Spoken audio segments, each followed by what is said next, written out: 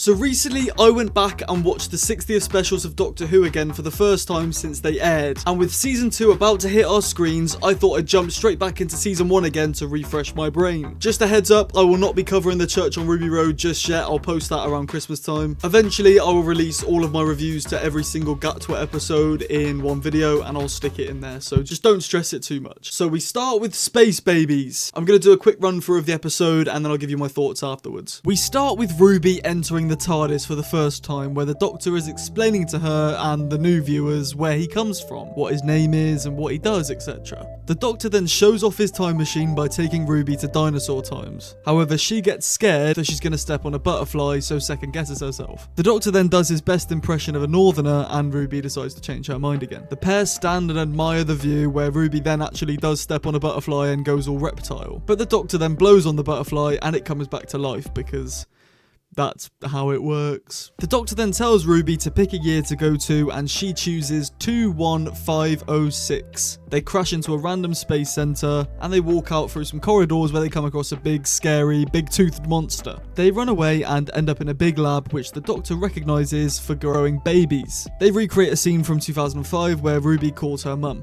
I actually really like this bit. One of the babies comes in and mistakes Ruby and the Doctor for being their mummy and daddy. Yay! The Doctor and Ruby explain to the babies that they aren't mummy and daddy. Boo! They also find out that the babies were left behind after the crewmates abandoned ship. The babies introduce Doc and Ruby to Nan-E. Nanny says that the children must blow their noses as there are visitors. The Doctor asks what their pet dog is downstairs and the babies freak out. The babies call him the Bogeyman, which is, if you're British, and I don't know about Americans, but in England it's a very big sort of folklore for when you're younger to try and get you to go to sleep. Go to sleep or the Bogeyman will get you. Ruby says that there's no such thing as the Bogeyman, and the Doctor finds a headset. On the headset, Nanny tells him to come to a storage portal. The Doctor heads off on his way with Ruby following, and then they have a little chat and it starts snowing. This is the start of the series arc, so basically it snows when Ruby starts to think about her birth mother. The pair goes to the storage portal and they find Nan-E, which is a real person called Jocelyn. We then see Mrs. Meridew from Wild Blue Yonder pop up on the screen. This is another ongoing story arc. She keeps popping up everywhere, we don't know why yet. Whilst there, Nanny says that the government closed the baby station to save money, so that's why the crew left,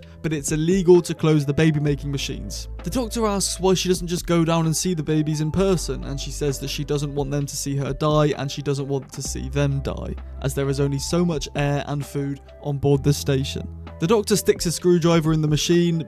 I honestly can't remember why. The Doctor plans to rescue Nanny and the babies and take them with them. However, but in between them and the TARDIS is the Bogeyman. Eric, one of the babies, decides to go down and face the Bogeyman. Nanny tells him to leave, but he refuses to listen as he's listening to Ruby instead, who said there's no such thing as the Bogeyman. The Doctor and Ruby go down to help, and they find Eric hiding in a cupboard. However, the Bogeyman then finds all three of them, but have no fear, they are saved by the remaining space babies. The Doctor and Ruby continue their investigation on what the Bogeyman is. Ruby falls over and some goo falls on her head. They find out through a screen that the ex-crewmates created the Bogeyman to be a scary story for their children and built it out of actual bogies, hence the nose blowing from earlier. Ruby realizes that her hair is now covered in bogies and freaks out, but the Bogeyman then shows up during the rant and Jocelyn locks the Bogeyman into an airlock and she intends to send it into outer space. The Doctor tries to stop this but has no screwdriver, so he sends Ruby to get it back. He remembers that the Bogeyman is the last of his kind, like him, so he enters the airlock and presses the big red cancel button. The airlock closes and the Bogeyman is saved. Nanny now reveals herself to the kids and the Bogeyman howls.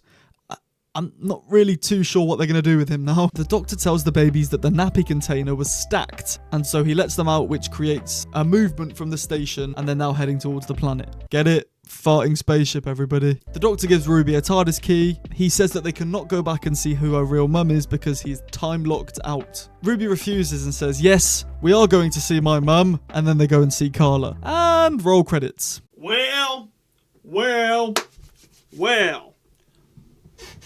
What an episode! I really liked it. I really did. However, I really don't think this was a good way to start a brand new series, and not even just a new series. This is kickstarting a brand new era of Doctor Who, and I don't know if this was the best way to do it. Gonna take my hood down, it looks weird. My hair sort of blends into the background, so just allow it, man. The reason I don't think this is great to try and entice new viewers is because, I mean, there is the snow, I'll give it that. There is the snow, which is a sense of, you know, element of, oh, what is this? Why is it snowing? But I don't think that's enough to make me want to come back. There's no major plot points. There's no properly gripping thing. Like, take for example, and I don't even really like Matt Smith or his eras, but The Impossible Planet and Day of the Moon is a class 2-parter and a class opening to a new series. What better way to start a new series than killing off the Doctor in the first episode? Makes you want to watch to realise, how does he get out of this one, guys? But in here, there was really sort of none of that. And I think, personally, if I was a new viewer, I don't think I'd want to come back. And maybe that's why they released The Devil's Chord on the same night. And I'm assuming that's probably why, because they realised that this was a mistake. Let's put out a semi-decent episode to go out afterwards. Personally, I think the Space Babies and Devil's Chord are tied like that. Like, people always say, Devil's Chord, so far better. Space Babies is very slept on. It is very slept on. Let's talk about the actual babies. Now, the CGI on these babies, I think, looks terrible. The mouths were very off, like, you know, off-centered, and it didn't look like the babies were actually talking. It looks like the annoying orange, you know what I mean? I think personally, and me, I'm not the only one with this opinion, most people on the internet think that it would be better to have the babies talk through some sort of external device. Like the Ood, they have their spheres here, and they tap it, and they talk, and that's how they communicate. But I don't think that Russell and everyone involved would have known how bad the animation looks until they've spent lots and lots of money on the animation for it. And I don't think it's worth throwing away this sort of bad CGI because of how much money they've spent on it. But I do think the animation doesn't look great, to put it that way. However, forgetting CGI, the practical effects in this episode were very good. For example, the bogeyman. I bet you didn't even realise when you watched it. The bogeyman isn't CGI'd at all. It's actually a practical design made by the practical team. I say practical a lot, I know. But yeah, that's a real physical thing they've made here, the bogeyman. It's real physical. I don't know I'm doing this. It's a real physical costume that they've made, and I think they did a really good job with that. And I much prefer practical effect to CGI, and that's something BBC did with Doctor Who perfectly. And now that the Disney budget came in, I thought maybe that won't happen as much, but it is, and I'm glad. Nanny, I think it was like nanotational device education or something. Nan-E. I think it was a great addition. I do. I like the actor who played Nanny. I don't know. I can't remember now what her name is, but she was very, very good. She played on the role very well, and I think the character is quite relatable if you try and relate it to what you do in this situation. Obviously, none of us are really going to ever be in this situation, but if we were on a space station filled with space babies and we had to look after them, we probably wouldn't want to reveal ourselves to them, because then when it comes to the point where we're going to die, or they're going to die, we have to then watch them die in person, and they have to watch us die in person. You could sort of relate to that and go, you know what, you're right, I probably would do the same. The main monster being made out of bogies, I think, was very Doctor Who. I did like it. It made me chuckle. I did forget as well when I was watching this back, I did forget that he was made out of bogies.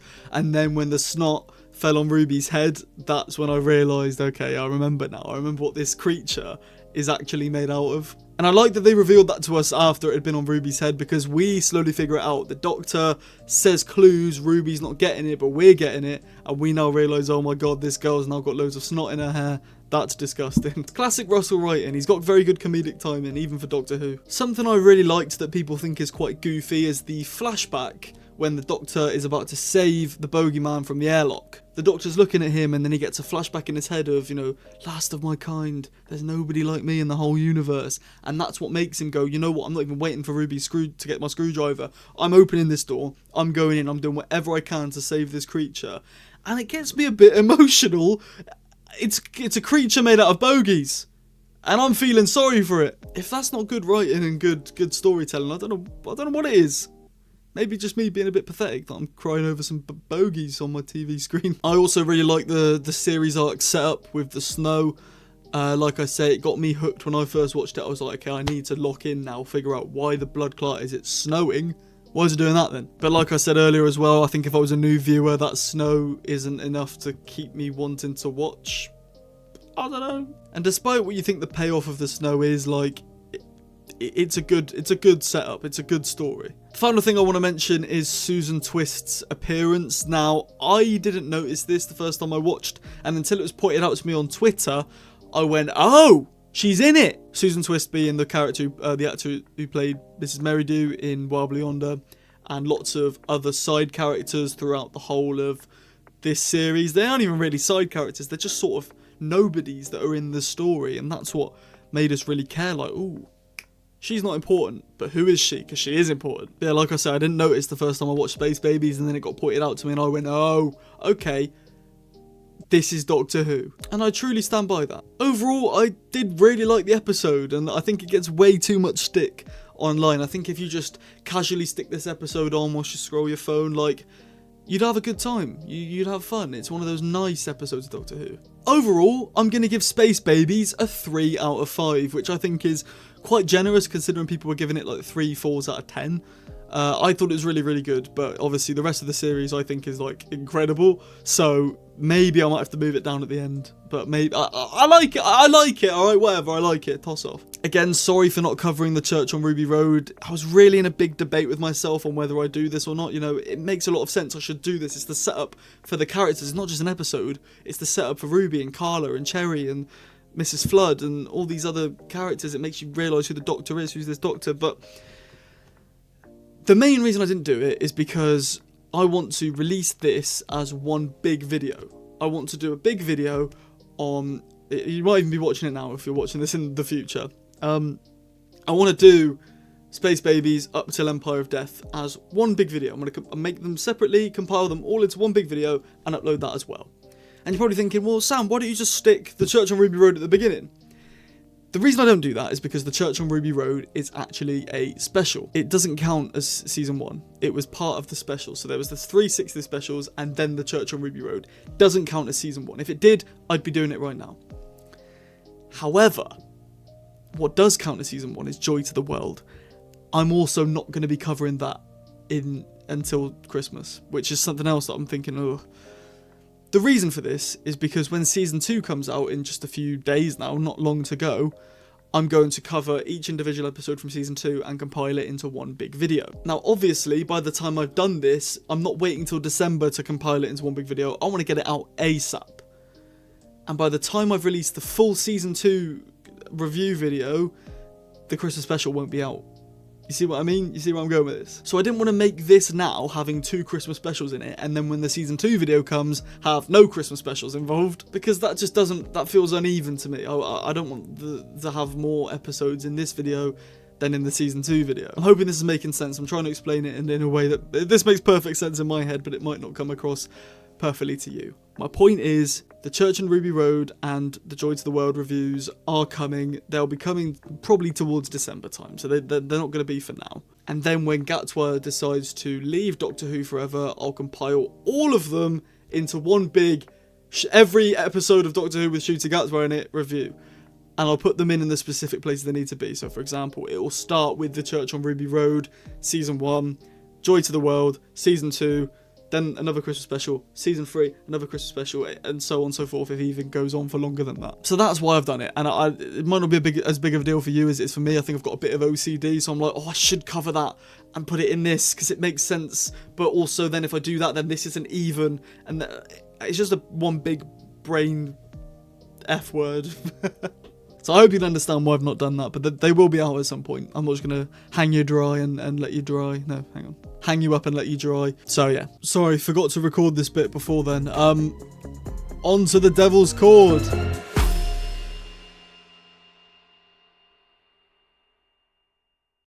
We open in 1925, where a piano teacher is teaching his pupil, a guy called Henry, how to play hot cross buns on the instrument. He then plays the note known as the Devil's Chord. Then out pops Maestro from the piano. Maestro then reveals that Henry's last name is Arbinger, which makes him a harbinger. For a bit of lore, gods send harbingers to warn us of their coming, and Maestro is the god of music. Maestro kills the piano teacher with music notes and starts playing the theme song, which blends into the opening titles. We're then with the Doctor and Ruby in the TARDIS, and Ruby requests to go and see the Beatles at Abbey Road. They come out in their fresh outfits, which, by the way, 10 out of 10 for both of them. They do the walk, and then they sneak into the building in which the Beatles are recording. They sneak into the recording booth, however, something is wrong. The Beatles are singing terribly and about their dogs called Fred. They go and see Cilla Black, who is also singing terribly. By the way, I don't remember this on my first time round. I don't know if it was like added later or if I'm just stupid, but yeah. They go and see a choir who are also singing terribly. The pair are in the canteen and realise that there is no music whatsoever. No one is tapping their feet, whistling or humming, nothing. Oh look, it's Susan Twist again. Ruby and the Doctor talk to Paul McCartney and John Lennon where they try and reawaken the personal connection to music, but then they're shut down. Then Maestro starts to appear in reflections like spoons and stuff somehow, I don't really know why. So the Doctor sends a piano to the top of the building where he then explains to Ruby about Susan, his granddaughter. Ruby then starts to play her own theme on the piano and everyone starts listening, but then boom! Maestro pops out of the piano and does the giggle, you know, the ha ha ha ha ha ha. Oh god. The Doctor figures out that Maestro is part of the pantheons of God. Maestro is trying to hunt down the pair as they hide in a basement. The Doctor does some weird Sonic thing where he kills all the sound, and Maestro does a Lego because some old woman decides to play the piano somewhere else. Maestro then kills the woman, and the Doctor dwells on not being able to save the day. Ruby says that she's living proof that the world didn't end back then because she was born in 2004. So the Doctor pulls a Sarah Jane Smith on her and takes her to present day if he doesn't stop Maestro. The pair have a breakdown and Maestro appears. The god of music starts playing the piano, explaining that their dad is the toy maker, you know, remember him? Because they have the toy maker's child, they have the rights to fair play. So they reveal that for the Doctor to destroy them, he must find the right combination of keys, and that will banish Maestro forever. They go back to 1963 and the TARDIS growls again, which is another ongoing story arc from Wild Blue Yonder. The Doctor goes into a recording studio and tries to find the right combination of notes to banish Maestro, but then Ruby's taken by some musical notes. Maestro says that this creature is wrong and Ruby starts singing the Trickster's theme. Maestro then says that there's a hidden song inside of her and Carol of the Bells starts playing. If you don't know Carol of the Bells, I'll give you a quick rendition now. Carol of the bells, sweet silver bells, on me knees and the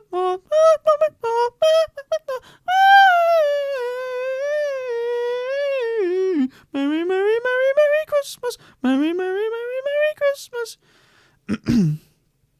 Sign me up for the Interstellar Song Contest. It also starts snowing at this point and Maestro lets Ruby drop to the floor. The Doctor then grabs the piano that the Beatles will go on to make their biggest hits with, and him and Ruby take on Maestro in a music battle. They win and break Maestro's violin, or whatever that is. The Doctor then plays the right notes but messes up on the final step. The piano gets shoved out the door and the Doctor and Ruby get trapped in some instrument cases. But then Paul and John come round the corner and together they play the right chord to banish Maestro forever. Ruby and the Doctor are saved and Maestro says the one who waits is almost here, teasing at the season story arc. The Doctor and Ruby go back to the roof where they can hear that music is back. The Doctor warns Ruby that on all of the adventures they go on, there is always a twist at the end. The whole cast then breaks into song, which is quite catchy to be fair. There's always a twist, there's always a twist, there's always a twist at the end. The Doctor and Ruby then go back to the TARDIS using the Abbey Road crossing as a piano before entering. And roll credits. Oh yes! Oh yes! Yes! The Devil's Chord. What a good episode. It was definitely better on my second time watching it, like properly watching it for the second time. And as someone who's not personally the biggest fan of music, this episode really did have me hooked. Something that's really funny is when I watched this with my mum, she's a big Beatles fan. And when the Beatles started singing about, you know, I've got a dog, he's called Fred. That's what Beatles music genuinely sounds like to me. Also, I swear that Cilla Black was not in this in my first time watching and second time watching. You know, they show the Beatles at the start singing terribly and then Cilla Black also singing terribly. I've got no recollection of that. I don't remember that at all. I don't remember. Susan Twist is back as well. I am super hooked to find out who she is. I mean, I already know, I've seen the series already, but my point is, if I'm a new viewer, I am hyped now. And my first time watching last year, I was hyped. I was like, okay, who is Susan Twist? Why does she keep popping up in all these places? And is she intentionally doing this? Is she unintentionally doing this? Is it real? Is it not real? Is it a dream? Are we being pranked? Is it just that they ran out of cast members and had to cast the same woman over and over again? Like Russell said, keep your eyes peeled. That's your nose. There were so many theories on the internet about who Susan was that I was just genuinely like stuck for, I couldn't make my mind up because there were so many ideas online. Is Susan this? Is Susan that? Is it Susan Foreman? No, it's not. But we need to bring her back, please. In the least morbid way, we need to get Susan Foreman back in Doctor Who before she dies. Sorry, I know that's really sinister. I don't mean it to sound like that, but we need her back. Ruby playing the piano was also a good thing that I didn't really fully take in the first time I watched it. Ruby said that she made this song, which is the song she was playing for her friend, I think it was Trudy was her name, after a girl broke her heart. And there was rumour online that Trudy's heart was actually broken by Ruby. And Ruby wrote this song because she felt guilty about breaking Trudy's heart. Is that true? I mean, it wasn't relevant to the story. It could very well be true, but it is just a fun theory at this point. And little fun facts that most of you might not... Well, I say most of you, that's a bit condescending, but some of you might not know that Murray Gold makes a lot of the music for Doctor Who. In fact, he made all the music from 2005 all the way up until 2017, and then he came back in 2023 and has made the music ever since. And each companion has their own theme song. So, for example, Rose's was... It's not doing me any good. Martha's was what am I doing? Donna's, that's easy to remember. My point is, Ruby Sunday's theme goes like this. Dun, dun, dun, dun, dun, dun, dun, dun, dun. And that was the song that Ruby was playing on the piano. How cool is that? It's a little Easter egg for some of you that might not know.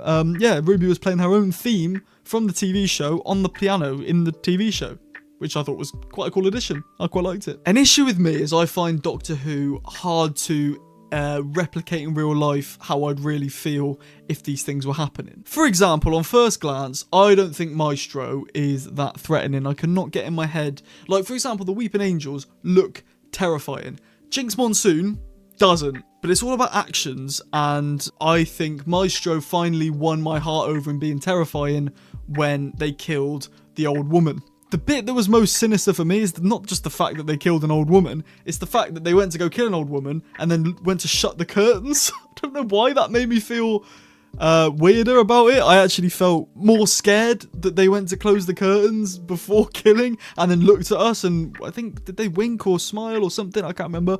That was, yeah, really off-putting. Really off-putting. The Doctor took Ruby to the future in this episode, which is something else I really liked. For those of you that don't get the reference, this actually happened in Pyramids of Mars, which, if you haven't seen the series yet, I don't want to spoil it for you, but so this was sort of an early hint by Russell, I reckon. I reckon he did it on purpose to try and make us not think it was going to happen. But yeah, Pyramids of Mars, Sarah Jane goes, look, Doctor, the world didn't end back then because I was born after now. And the Doctor takes Sarah Jane to the future where she goes, oh no, the world's going to end if you don't save us, Doctor, save us. And the same thing happened this episode. Ruby goes, look, I know the world didn't end in the 50s or 60s, whenever it was, because I'm alive now and I was born in 2004. And yeah, they go to the future, see... everybody's dead. Everyone is dead. I like that. That was good addition. I liked it. Cheeky little Russell knows what's going on in here. The TARDIS growling as well was quite cool. This has been happening sort of on and off since Wild Blue Yonder. I think it actually has only happened in Wild Blue Yonder and this episode. But it's been growling a lot recently, and it makes you think, what's this then? Another ongoing story arc. So far, this series, we've got the Master might be coming back because the tooth got picked up in the giggle. Who is Mrs. Flood? Who is Susan Twist? Why does it snow? Who is Ruby's mum? And the TARDIS growling. 6 ongoing story arcs in this whole series, and that's why I love it. I love an ongoing story arc, and it looks like there's more coming in season 2, so I'm excited for that as well. Okay, let's talk about this. Ruby has a hidden song inside of her. It's definitely the Trickster's theme. It is. I'm not going to do it. There's a lot of singing from me in this episode. I get it's a music-themed episode, but let's just cut it there. But Ruby is levitated in the air by Maestro, and Maestro goes, this creature is wrong. There is a hidden song inside of her. And before Maestro gets Ruby to play Carol of the Bells, Ruby starts singing the Trickster's theme. It might be Russell trying to throw us off. I think there's something big coming with the Trickster, and I would love that so much, as he is one of my favourite villains in the whole of the Whoniverse. Might even be my favourite villain. Growing up, I loved the Trickster. I love the Trickster so much, and if we can get the Trickster back, especially in actual Doctor Who, it'd be class. It would be class. Also, Maestro saying this creature is wrong gets me very excited for what's going to happen in the finale. Why is this creature wrong? Even though if you've already seen the finale like I have, doesn't get explained at all. So I'm still in hope. I'm one of these people who likes to hold on to any little bit of hope they get.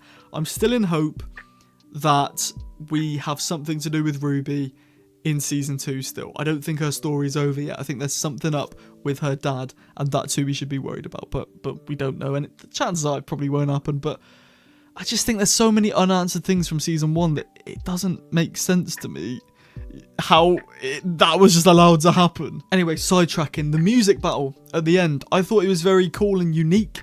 It's something that we probably won't ever see in Doctor Who again, and something that, if I'm pretty sure, I don't think we've seen in Doctor Who before, you know, using music as a power and as a weapon to kill. I liked it. I did like it. I thought it was very, like I say, very unique. Oh, I just whacked something. But I think it was very unique. I think it was also fun. There was a lot of fun involved. It wasn't like a gun battle. This is why I don't like action films. Guns, to me, aren't entertaining. Watching someone shoot something or someone else isn't entertaining to me. I'd much rather watch, like this says, a music battle. So that was good news for me, and I'm very glad we got something along those lines. That's Doctor Who, man. It's very unique in how it does its fighting. Normally it's with words, but sometimes it's something fun, like music. Now, Maestro's death at the end, you know, the one who waits is almost here, gets me excited. Now, I think this episode was originally meant to be episode 6, but they moved it to episode 2 due to, I can only guess, Space Babies being that bad that they needed another one to air at the same time, and they picked this one. So the one who waits isn't actually almost here because it's only episode 2, and the one who waits doesn't show up until episode 7, technically 8, so I don't know. But yeah, Maestro's death I thought was very, very cool. I like how the Beatles were the one to press the notes and get Maestro, press the magic notes to get Maestro banished. I don't know how they knew to do that. I think it was just something dragging them to it. I watched this back, forgot this happened. It made me very, don't want to say emotional, I keep saying emotional, it made me feel, it made me smile, like genuinely smile. I was like, oh, they've done it. They're the ones to do it. They're the ones to stop this happening. And I like that. I really did like that. I thought that was very clever, very smart. It means the same thing. but yeah, I like that. My mum and dad, my mum especially, loves the Beatles. And I never really got into them. But after watching this episode, I thought, yeah, maybe I'll listen to some Beatles music and research what they did. Let's talk about the twist at the end. There was a big twist at the end. You know, the always a twist, always a twist. I watched this with my mum about a year ago. So I watched it once on my own and then once with my mum before my most recent rewatch. And she said that, Sam, you're overthinking it. There's nothing to do with there being a twist at the end of the series. It's because they're doing the twist dance. And I remember thinking, Mum, you're an idiot. Alright, you're actually stupid. Because obviously, Susan Twist is her name. There's normally a twist at the end of a Doctor Who series. And they're singing about there being a twist at the end of all their adventures. So I was right, by the way. I was right, so Mum. The actual song itself is very catchy. I quite like it. I often find myself humming it. You know, like I'll be sat there typing away and I don't think that's ever happened, but for the sake of the video, I'll just say it as. The piano tiles on Abbey Road, I thought was quite a cool feature, considering it's not a zebra crossing, is it? It's just the style of the road. And obviously it does look like a piano. I can see why they've done it, and I think it was a good idea. I liked it. I didn't like it on my first time watching. I thought, oi, what have they done to my Doctor Who? Why is he dancing on Abbey Road's road? But who cares, man? I actually quite like it. Watching it back now, I really do like it. Overall, I really like this episode. I think it was an easy target due to the musical number at the end. I remember waking up on the Saturday that it aired, because I didn't watch it at midnight. I watched it in the morning when I woke up. And people on TikTok were like, I stayed up all night to watch this, and it was always a twist at the end. It's an easy target because of that, but I think the actual episode itself, plot great. Sorry, I've showed 5. Plot great, villain great, character dialogue great, character getting along, flow, I've forgotten what it's called, dynamic, character dynamic, great, ongoing story arc continuing, great. That's it, really, but that's all you really need in an episode. Oh, celebrity cameos, great. Yeah, I loved it. I really did. I think I'm going to rate it a 3.4. 3.4. So Space Babies I gave a 3, which people are kicking off at. My video at the time of recording has just gone out for Space Babies. And a lot of people saying it was rubbish, or I don't know. Someone said, I don't know whether to feel sorry or happy for you that you enjoy Space Babies. Be happy for me. A lot of people didn't enjoy that episode. I find a lot of happiness in it, so I'm a big fan of Space Babies. And it got a 3 from me, and this is going to get a 3.4, so just under 3.5. I think it's definitely the second weakest for me. Yeah, second weakest for me. I mean, maybe the finale, but we'll get to that when we get to that. So yeah, there's all that. On to Boom.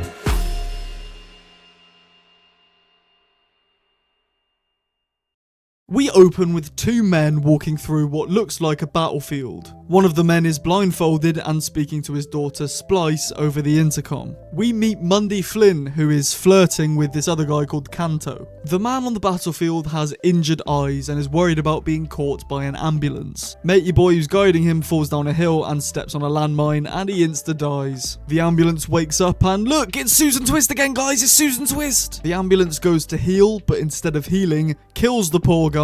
He screams and it echoes all the way to the TARDIS, and out comes the Doctor, but then the Doctor steps on a landmine as well, and cue the intro titles. Post titles, we see Ruby exit the TARDIS and hears the Doctor singing. We find out that the Doctor is balancing his weight perfectly on the landmine to make sure that it does not go off. This is extremely uncomfortable, so he sends Ruby off to find an object that he can hold in his other hand to maintain his weight. Ruby finds a dead guy in a tube, by the way, it's the guy from earlier who died in the intro. She has to hand it to the Doctor at the exact moment he lifts his leg off, otherwise the world ends. But anyway, yeah, it's really tense, and then they do it, and it's really cool. The Doctor accidentally triggers a hologram of the dead dude who died at the beginning. The hologram does a monologue where his daughter then appears asking for her daddy. The Doctor and Ruby try and comfort her, but then the hologram pops up and Splice goes to run to it. In doing this, the kid almost falls over onto the landmine. By the way, this kid is way too old to be acting like this. Like, I'm sorry. Mundy appears and starts to threaten the Doctor, but he explains that he's on a landmine, and because he's a Time Lord, he's a much bigger bang than they bargained for. Mundy reveals that her people, Anglicans, are fighting the Castarians. However, they have never seen them. An ambulance arrives because it detects combat, but fear not, the hologram shows up again and shows Splice some photos of when her and her dad went to see some gazelles. The ambulance stabs the Doctor and Ruby goes to distract it by combating somewhere else. So Mundy says to shoot her arm to make sure that the ambulance comes. Ruby is about to shoot Mundy, but then Canto arrives and misunderstands the scenario and then shoots Ruby instead. The ambulance stabs Ruby and tries to find her next of kin, but it doesn't know. This also teases the story arc of the series again. Oh, and it starts snowing, of course. The Doctor says where there's snow, there's hope, but then it stops snowing as soon as he says that. Mundy and Canto are doing all they can to keep Ruby alive. The Doctor reveals that this is an Anglican landmine and that the Castarians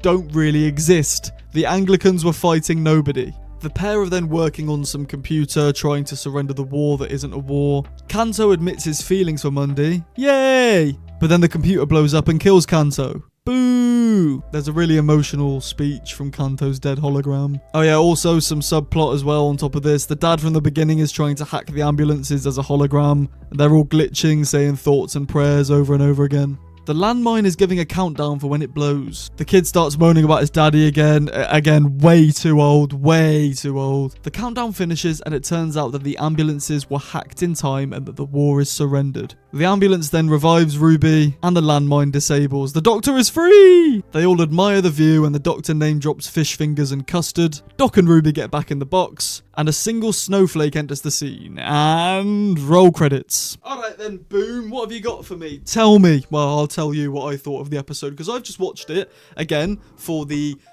fourth time, and I liked it. Again, it's hardly ever going to come across that I don't like an episode of Doctor Who. There's very few that I can name drop that I've disliked over the years. This I like. I really like this. Straight away, let's mention the caskets, which are the tubes of the dead people. Delving deeper into this, when you look at the tube, it's like organs and it's weird looking. There's ears in this tube. It's creepy looking stuff, but it's the practical effects that I miss of Doctor Who. This is a physical tube that Ruby's holding. It's not CGI. Millie Gibson is holding a tube and it's got an ear in it. It's got like eyeballs and organs and stuff all in it, and I thought that is cool. That is Doctor Who. I like that. I want more of that in season 2. More practical things. I mentioned it in Space Babies as well with the bogeyman. He's actually not CGI'd. He's a practical monster. More of that, please, but I don't think we're going to get much of it in season 2, but we don't know. An issue I have with the episode, I've just said I love it, and I do love it, but Splice, the actor who played Splice, I don't think did a particularly bad job with the script, but I do think that the actor who played Splice seemed too old to be acting the way that they were acting. By the looks of it, I'd say this actor is between 9 at the lowest, 12, 13 at the highest. That is too old to be acting the way they are. It's hard to explain through here. You sort of have to just watch the episode, and I'm sure if you've seen the episode, you know exactly what I'm on about. There's a lot of just, Daddy, is Daddy here? Oh, my daddy brought me out. Oh, where's my daddy? Where's Daddy? I feel like it would have been better if it was like a 7-year-old, 6, 7-year-old, but then there's too young to... It's a gamble, and I'm afraid this is a gamble I don't think paid off too well. The worst bit for me was the gazelle bit. There's a bit where the hologram of the dad comes back and is like, Splice, sit down and look at some pictures. And the guy shows pictures, and she sat there like, oh, that's when we saw the gazelles and the antelopes, Daddy. That's when we saw them. And I'm just like, toss. No, I do feel bad because it is just a kid, and like I say, the kid did a good job with the script. It's just, I feel like, yeah, it's too old to be acting like that. I'm afraid, and I believe that in my opinion. If you like it, you like it. No hate to the kid at all. The kid did a great job. Oh yeah, something else that annoyed me about this at the end of the episode, like, this is actually funny. So at the end of the episode, the Doctor's talking to Ruby about Splice and Mundy and Canto. And we're talking about, you know, what's going to happen with all the characters now the Doctor and Ruby are going. And Ruby says, what do you think's going to happen to Splice, Doctor? And the Doctor goes, oh, I don't know, maybe she'll become future president or something. And I'm just thinking, what? What are you on about, Doc? What are you on about? She's not done anything to become future president. Nothing she's done is worthy of that at all. It reminds me a lot of when Jodie Whittaker's era was coming to an end, and for some reason Chris Chibnall made every character in the show say to Yaz, you know what, Yaz, you're the best person I've ever met in my life. You're not even the best woman, you're the best person I've ever met in my entire life. Like, Jack was saying it, 13 was saying it, Dan was saying it, Graham and Ryan said it. What has Yaz done? What has Yaz done in the whole 3 seasons she was in? Nothing, apart from queerbaiting us. It reminded me a lot of that. Like, Moffat didn't really give us any reason to think that Splice is going to go on to be future president. All I saw from this episode is that she moans a lot, really loves her daddy, and acts too young for her age. But, you know, whatever.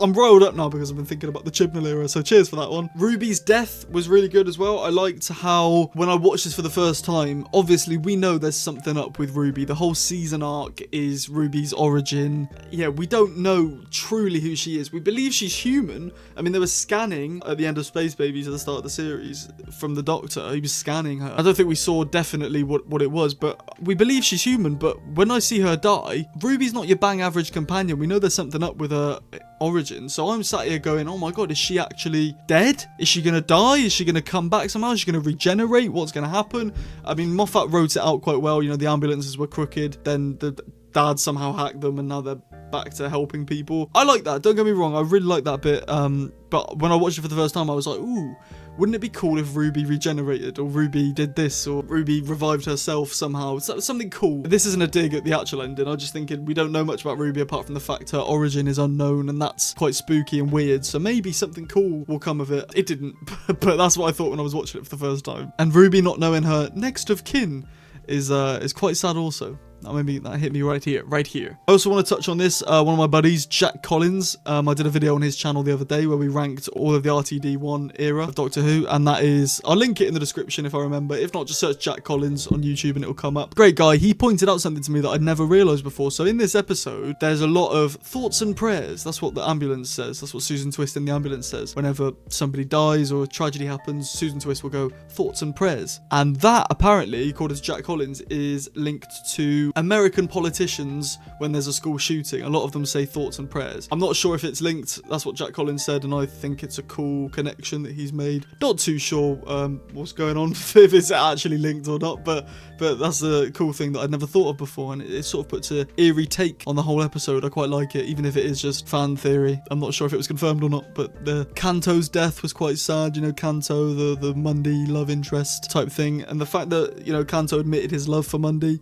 just before he died, that got me a bit sad. And the fact that Mundy never responded, and then in his hologram eulogy, he basically says like, Mundy, you're my next of kin because I love you, and it's okay that you don't like me back. She never got the chance to reply, and she starts crying, and I start crying, and then that's the spiral. Yeah, I like that. I'm really glad that we got a bit of pulling on the heartstrings, because as much as I love Space Babies and the Devil's Chord, there wasn't much of that in those 2 episodes, and I'm a big fan of that. So more of that, please, RTD. More of it. I like the ambulances because normally, traditionally in our lives, an ambulance is meant to signal safety and health. But in this, it's the exact opposite. They're hiding away from the ambulances. Don't let the ambulance catch you if you've got an injury, because it will kill you. Finding out that the Anglicans were fighting nobody as well was a twist that we don't really see much in Doctor Who. It did sort of happen a bit in The Doctor's Daughter when you find out the war's only been going for 7 days. But this was a good touch. I did like it because we never see the Castarians. We never see them. We hear that they're in the fog or in the mud, but the Doctor seems to not buy it. And then he figures it out. They're not fighting anybody. They're not real. They're not real. And I like that. That was a good twist. Maybe it surprised me even on my 4th watch. So I forget that every time, but yeah, no, that was good. I like that. It was very unique way of telling a story. That's our Moffat, isn't he? That's our Moffat. The fish fingers and custard reference was cool as well. I've tried fish fingers and custard. I liked it. Maybe I was just 7 and obsessed with the show, but when I tried fish fingers and custard, I didn't think it was too bad. And I eat fish fingers a lot to this day, and I like a custard donut. So maybe one day I'll just bite into the 2 at once and see what happens. So stay tuned for that. Moffat also was bombarding us with quotes in this episode. Now, I love a good quote. Believe it or not, I quite like philosophy and poetry. So there was some notes I've got here for some quotes he had for the episode. Snow isn't snow until it falls. That was a good quote. I like that one. Noted. Not too sure how I can use it in real life, but it was cool nonetheless. Everywhere's a beach in the end. That was quite cool. He's not gone, he's just dead. More of a spiritual one. And I think it also works more that the people in this show, in this world, when they die, they get turned into holograms. It's a bit like Red Dwarf. So they're not gone, they're just dead. So yeah, that was cool. And yeah, I love a philosophical quote from Moffat. From Doctor Who, but Moffat does it greatly.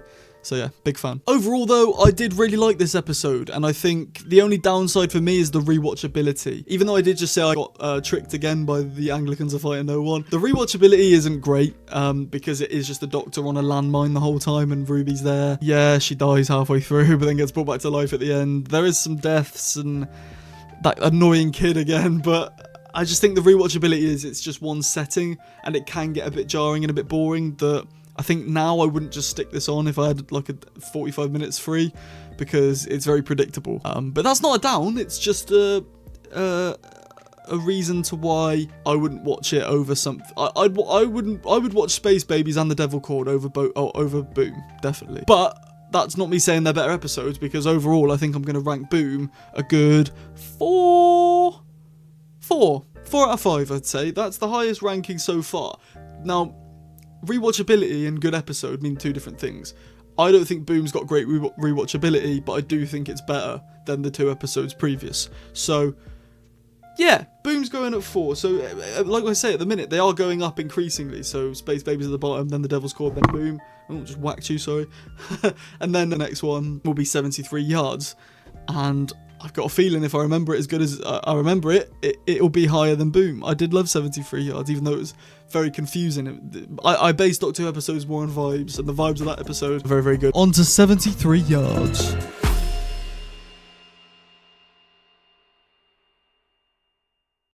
We open and we're immediately put at unease due to the fact that there is no title sequence. The Doctor and Ruby arrive on top of some Welsh cliffs. The Doctor name drops a later Welsh Prime Minister's name, Roger ap Gwilliam, and apparently he's a lot of trouble. The Doctor accidentally steps on a circle made out of string. What is it with the Doctor constantly stepping on stuff this season? Anyway, Ruby starts reading a note that was on the circle that reads, "Rest in peace, Mad Jack." The camera then pans back round and the Doctor has disappeared. Ruby spots an old woman in the distance doing some voodoo magic. Ruby tries to approach, however she realises that no matter how close she gets, the woman is constantly a certain distance away. Can you guess the distance, guys? Ruby then decides to go and try and find the locals, and then she bumps into Susan Twist. Oh my god, it's Susan Twist, guys, it's Susan Twist! Ruby asks Susan to go and speak to the old woman and asks what she wants. Susan approaches after a few seconds and starts running away screaming. Ruby looks confused and then she arrives at a pub. She orders a Coke which costs her £5 and she asks if she can pay with her phone, to which the locals laugh and mock her for what they think is her mocking them. She tells one of them to go out and speak to the woman who is still behind her. One of the locals goes out to talk to the woman, but the same response as Susan Twist from earlier, screams and runs off. Ruby tells the locals about the doctor stepping on a charm circle and the locals say that she's cursed herself. There is then a knock at the door and the locals convince Ruby that Mad Jack is coming for her. However, she opens the door to find the food supplier man,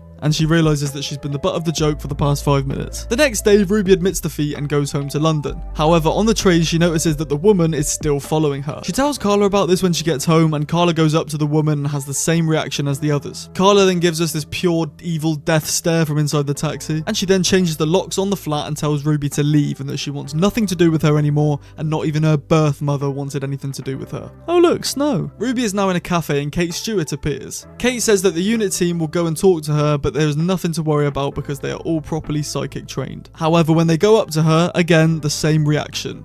Even from Kate. Ruby is truly on her own. We see Ruby going on a few dates over the next few years, and she's now 40 apparently. I mean, come on guys, you could have done a bit more. Ruby is on a date with a bloke and suddenly a news broadcast comes on. It's that Roger Ap Gwilliam bloke that the doctor mentioned earlier. He also mentions that his nickname is Mad Jack. Ruby gets a job holding coats for Roger, and Roger admits on a TV interview that he wants to nuke the world, then remembers where he is and asks for it to be cut from the show. Roger invites a random girl called Marty, especially her, to an after party. Roger becomes Prime Minister. We're now in a football stadium where Roger is doing a broadcast later that day. One of Roger's workers informs Ruby that he gets the nuke codes later today. So Ruby goes on the grass and positions herself exactly 73 yards in front of Roger, meaning that the woman is now next to him and makes him run away screaming and resigns as PM. 40 years later, and Ruby has gone back to the TARDIS for one last time before she dies. We then cut to Ruby in a hospital with a nurse. The nurse says goodnight and Ruby goes to sleep. However, Ruby wakes up in the middle of the night to a woman, the same woman as earlier, now stood in her room. The woman gets closer and closer, and then Ruby becomes the woman and is teleported back to the start of the episode on top of those cliffs somehow. I don't know how, and it's never explained. Anyway, Ruby becomes the woman and is now teleported back to the cliffs at the start of the episode. And just before the doctor steps on the charm circle, Ruby hears a voice saying, "Don't step. Don't step." This causes Ruby to stop the Doctor from stepping on the circle, and this therefore breaks the curse. The Doctor and Ruby then go on to explore Wales, and roll credits. Okay, so I'm here again. Hello, it's me, and I'm not even going to wheel in this time because this episode is so weird. When it first aired, I really did like it. I liked it. I like it on terms of experience, but in terms of episode and writing and storytelling, it's really lackluster. All it does is tell us the story of Ruby getting older, and then all of a sudden she's randomly teleported back to being an old woman when she was young. There's not much that we're given. Like I say, in terms of vibes, the episode is great, and I've actually gone back and watched this episode a few times because I do really like it. But I just think there's so much that's unanswered. If you want my honest opinion, I think that Russell T Davies saw our review of Midnight from season 4, or series 4, sorry. I think he saw all of the viewers go, Midnight was great because we never found out who the people were, so he did that for Wild Yonder, and he's also done that for this, and gone, well, we're never going to find out what really happened, and that makes the episode. And I think that works for Midnight once, and maybe, yeah, Wild Yonder, it did sort of work as well, even though it wasn't, the origin of these things weren't really too unknown. I just think Russell needs to leave the big unanswered mysteries in the past now and move on to actually telling good stories. Don't get me wrong, I feel really bad for Russell because not many people really enjoyed season 1. I loved it, and this is definitely a highlight. I just think, yeah, there's a lot that is unexplained, and I'm alright with that. I'm okay with that. I just think less of that in the future, please. So let's talk about Ruby's Apple Pay. This is a big point in the episode that I think Russell was trying to put, that us English folk, or just people from a different land that isn't Wales, seem to think that Wales is far behind on culture and modern day things. So the joke Russell was playing is that because Ruby's in an old Welsh town, she's saying, oh, can I pay with my phone? And they go, what do you mean pay with your phone? I've never heard of that before, man. As if Ruby's gone up to them out of the blue and gone, can I pay with my phone? You know, and they go, well, what's that? I take it as Ruby just doesn't know what time period she's in, and that's how I saw it in the first place. So I get the joke now on retrospective, but actually watching the episode, I was just sort of like, well, Ruby asked the question because she's a time traveler and doesn't know what time she's in. So many of us would have thought what I think I feel. So I don't know, maybe it's not, it didn't hit the nail on the head perfectly. Let's talk about Kate Stewart as well. Now, Kate gives us a sense of false hope in this episode, because normally when we see Kate comes in and saves the day. But this episode, Kate came in to save the day, but ended up failing. And she's under the same spell that everyone else is. The woman possesses her brain to never want to go near, talk to, or associate with Ruby ever again. Yes, I like this. More of this, please. I'd love for someone who normally comes in and gives us hope, you know, like Kate. I mean, it's already been done now. It's sort of hard to do it again. But I like when a character comes in who's meant to give us hope, who gives us hope, but then fails. And it goes against the true narrative. I like that. I'm a big fan of that. More of that, please, RTD. Love you. Now, let's talk about Roger ap Gwilliam. There are some theories that Robert and Ruby are siblings. This comes from the fact that we know Ruby's dad's name is William, and ap Gwilliam literally translates to son of William. So people are connecting the dots and going, oh, we know Ruby's mum, we don't know Ruby's dad, but we got a little teaser from Russell in Empire of Death that her dad might be important. Now, we don't want to get false hope again like what happened last season. We know his name's William, and we know ap Gwilliam means son of William, and we know that the whole 73 yards storyline is a bit either unconcluded or confusing to some. There's a big hint in this episode that Roger ap Gwilliam is a offender. Let's just say that. I can't say the full title. You know what that means. So if I take you a little bit back into the episode, there's a bit where Roger invites Marty, who is a lovely, sweet, young woman, and Roger goes, Marty, I want to see you at the party. That rhymes. But he probably didn't say that, but along the same lines. And then when Roger finally gets elected as Prime Minister, we see Marty very upset, very scared looking in the corner. And Ruby goes up to her and says, like, oh, he gives me the creeps. He gives me the creeps, Roger. Everyone's happy, but I'm not a big fan of him. And Marty then says, well, he's a monster. Some people on Reddit take this to mean, oh, he wants to nuke the whole world. Of course he's a monster. But I do think Russell's trying to play on the whole assault story narrative here, rather than just he wants to nuke the world. To see a girl looking that scared, you can only assume it's something along those lines. I feel like if you just find out that this guy wants to nuke the world, which plus she knew that before she got invited to the party. She knew he wanted to nuke the world because he said it on the interview on BBC. So we knew he wanted to nuke. She knew that he wanted to nuke the world. So it's not. I don't think it's along the lines of she's upset that he's going to bomb everyone. I think it's more, yeah, he has done an offence on her. And these few words are enough to make me absolutely hate this guy's guts. I hate Roger ap Gwilliam because of this. And it's not even fact. This is heavily backed up by when Ruby realises that, you know, she needs to stop him and she goes on the football pitch. She apologises to Marty and says, look, sorry it took this long. That to me is also like extra confirmation of like, okay, this guy has obviously assaulted this girl. And that to me makes me go, right, Roger, horrible guy, get him away. I don't want to see him anymore. Something that made me laugh in this episode is old Ruby when she's 80 or something and she's in the hospital bed with the nurse. And the nurse says, okay, Ruby, if it gets dark in the night and you want the light to come on, just say light. And Ruby goes, I know, we had stuff like that when I was younger too. In like an old woman voice, and I found it quite cute because you know old people are cute, aren't they? They are. And it's just, yeah, the nurse being a bit condescending and Ruby being like, well, we had that in my day as well, you know, we had light, saying light turns on the lights, you know, this isn't a new tech thing that us boomers don't get. So yeah, big fan of that. Big fan of that. This bit made me genuinely laugh on second time watching. So Ruby, as the nurse is going, right, Ruby, good night. She turns the light off. Yeah, good night, Ruby. Ruby then goes, and she goes, I could make it snow once. I used to be able to make it snow. And the nurse is like, all right, Ruby, good night now, girl. And that made me laugh because it is the sort of thing an old person says. You're just sort of like, all right, Gladys, yeah, you go to bed now. You can make it snow. Yeah, of course you could, yeah. Night. So that made me laugh. It made me giggle. It did. So let's also talk about the whole premise and how it came about. So the whole point of 73 yards is that is the exact minimal distance away where you can stop making out someone's face. And the way Russell came about this is he literally stood on a pier. I can't remember what pier it was, but he was stood on a pier and he just looked as far away as he could and found out when you can stop seeing someone's face, and then he measured the distance and went, right, 73 yards. I'm writing an episode on this. And I like that. Unique way of coming across making an episode or just creating an episode in your head. Russell's good at that, and I like the way he did this. And I do think 73 Yards is quite creepy. I do think, my theory for Empire of Death last season was that Ruby was her own mother, because in The Legend of Ruby Sunday, we can't make out who her mum is because she's registering as 73 yards away, which is exactly how far away the woman was in this episode, but that woman then turned out to be Ruby, so I thought maybe that's why we can make her out. I think that's a really good theory and had a lot of legs, but sadly was let down with whatever cack we ended up with in the end. So some criticism I do have, it doesn't really make sense how Ruby just became this woman overnight. She was just in bed. Now, people take it, and I took it as this first time I watched as well, she died. That's my thought, she died. And when she died, she became this woman. Cool.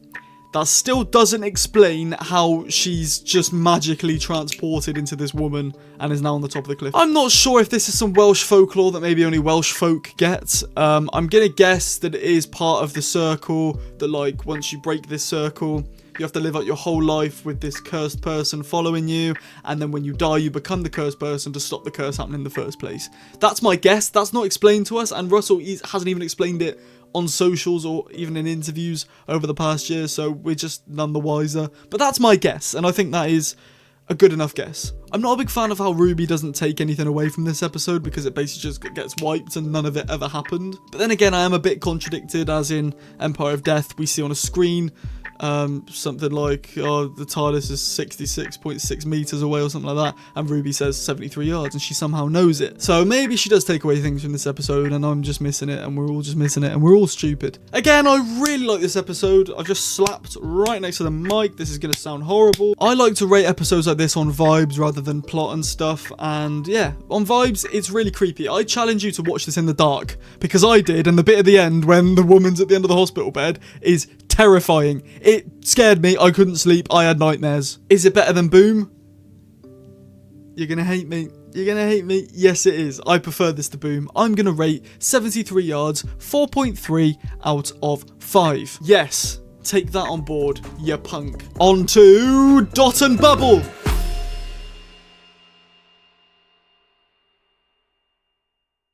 We open with Lindy Pepperbean in her bed as she says the title of the episode, Dot and Bubble.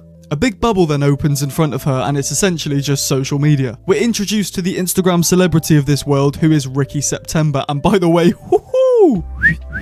The Doctor pops up and warns Lindy that she's in great danger, but Lindy swipes away because she's racist. The camera then zooms out and shows a giant slug in Lindy's gaff. We then join Lindy in her office, where she's complaining about having to work a whopping, wait for how long she has to work, you ready? 2 hours a day. Bloody slave labour, that. Ruby then pops into Lindy's social bubble. Ruby proceeds to ask Lindy some questions about what she does for work and in her day-to-day life. Lindy says that she works in an office of 6 people, and Ruby says that she needs to check if the others are in the room as well. But Lindy swipes Ruby off. However, Ruby comes back and demands Lindy looks and sees. Lindy looks over and is greeted by one of those massive slug things from earlier eating one of her colleagues. The Doctor then pops back in.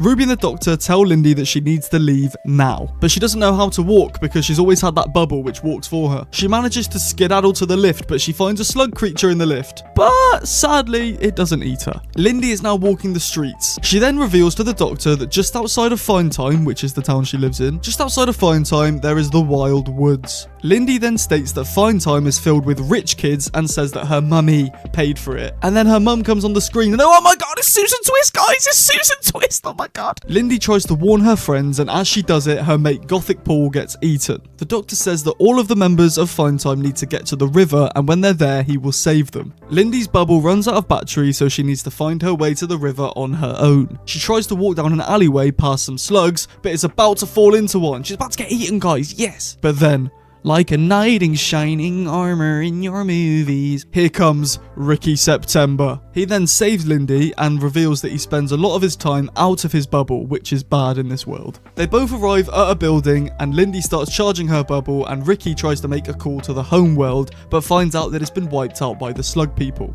They go to the basement and find the door to the river. The Doctor and Ruby start giving them the code to the door. Every 10 seconds a number will be said out loud and you need to put it into the keypad. Ricky starts inputting the codes in. Meanwhile, the Doctor and Ruby figure out that the slug creatures are eating the Fine Time residents in surname alphabetical order, and Lindy is next. Ricky reassures Lindy and says that he will get her out alive. true hero. However, the slug creatures take over the dot and makes it attack Lindy and Ricky. Lindy is about to be killed, but just at the very last second, she reveals to the dot that Ricky September's surname is actually Coombs, meaning that C comes before P and that they should kill Ricky first. So Lindy is free to run off and Ricky gets murdered by the dot. Lindy arrives at the river and reveals that Ricky stayed behind to help others. The Doctor and Ruby tell Lindy and her friends to get in the TARDIS and they will save them. However, they decline because they're racist. They get on the boat that takes them to their death and the Doctor cries and roll credits. Alright then guys, so lots to talk about with this episode. I loved it. I really did like it, and I think it definitely is better for me on a rewatch. The first time I watched it, I thought, what am I watching? This doesn't feel like Doctor Who. It's another Doctor Light episode. We've had 2 of them in a row now, but upon rewatch, I really like it. I think it's quite cool. I like the overall message of the episode being that social media is taking over our lives, it's eating our lives away, and that eventually in the future, we might end up like the people of Fine Time. We might just live in a screen, not looking at the real world. I like that. That's a good message, and I'm a big fan of when Doctor Who tries to play on things that happen in our real lives, like for example in Series 8 with Kill the Moon's a giant egg. We have the moon in our sky, we are then thinking, is that a giant egg? We see the people of Fine Time living in social media and we go, hang on, are we going to end up like that if we keep living the way we are? Not being able to walk due to the screens is actually a good addition, and it's probably a good prediction for the future as well. Like maybe one day we won't be able to walk because we'll just have screens telling us forward, and we walk forward like that. That's an accurate prediction for the future from Russell, and I think, yeah, it's quite scary. It's a scary thought. Something I've noticed upon rewatch as well is that the slugs are actually the good guys. The man-eating slugs are the good people, wiping out the snotty, racist, rich kids of Fine Time. It's sort of a double entendre. Is that the word? A double meaning. You sort of think, oh, these slugs are eating people, they're bad. And then at the end you realise, well, everyone in Fine Time's racist. Apart from Ricky September, and yeah, you realise the slugs are actually doing a good job. Speaking of Ricky September though, he is a dream. He's a dream boy. I'm a straight man, alright, but Ricky September, call me. He does look exactly like Matthew Horn though. Does anyone else feel that? There's specifically a bit where he's looking and he finds the homeland has been destroyed. He looks at the camera and I was convinced when watching this he was Matthew Horn. If you don't know Matthew Horn, Gavin from Gavin and Stacey. Or Fraser from Bad Education, if you've watched that. That's a good series, watch that. I like how they made Lindy like the perfect hateable character. I did a video not too long ago on this channel where I did like the top 5 most hated Doctor Who characters, and I think Lindy was my number 1 because she's designed for you to hate her. You're meant to hate her. I mean, normally when we follow someone, especially in a Doctor Light episode, we're meant to be rooting for them. Look at Sally Sparrow from Blink. The whole time we're rooting for Sally to figure out what's going on. We want her to have a happy ending. We want her to pursue her dreams. We want her to find the Doctor in the end. With this, it's more Lindy's a racist weirdo who's rich and snobby and doesn't care for anyone besides herself. I was praying a slug would eat her at some point. I think it just comes down to the fact that at school or work or uni or college or I don't know, you just have a friend, we all know a spoiled rich kid just like Lindy. It's very relatable. When I was watching this, I didn't see Lindy Pepperbean. I saw from my school. I remember that at my school there was someone exactly like Lindy, and I cannot get it out of my head every time I watch this episode. Okay, let's get to the big elephant in the room. Lindy being a racist. When I first watched the episode for the first time, this was a big theory in my head. Is Lindy a racist? Or does she not want to go with the Doctor because the Doctor isn't one of her species or a member of Fine Time? So at the end, I can understand why you'd get that mixed up. I did as well. At the end of the episode, the first time I watched it, I thought maybe Lindy doesn't want to go with the Doctor because the Doctor isn't a member of Fine Time, whatever. But then you go back and watch it and there's so many subtle hints throughout. First of all, there's not a single other black person in sight when it comes, or any person who's not white involved in Fine Time at all. So that's a big hint to start with. Some other ones I've got noted down here is that Lindy gave Ruby the time of day and not the Doctor. So at the start of the episode, the Doctor comes up and goes, "You're in great danger," and she swipes him off to the block list. But then Ruby pops up out of nowhere and she starts talking to her like, "Oh yeah, hey girly pops," or whatever.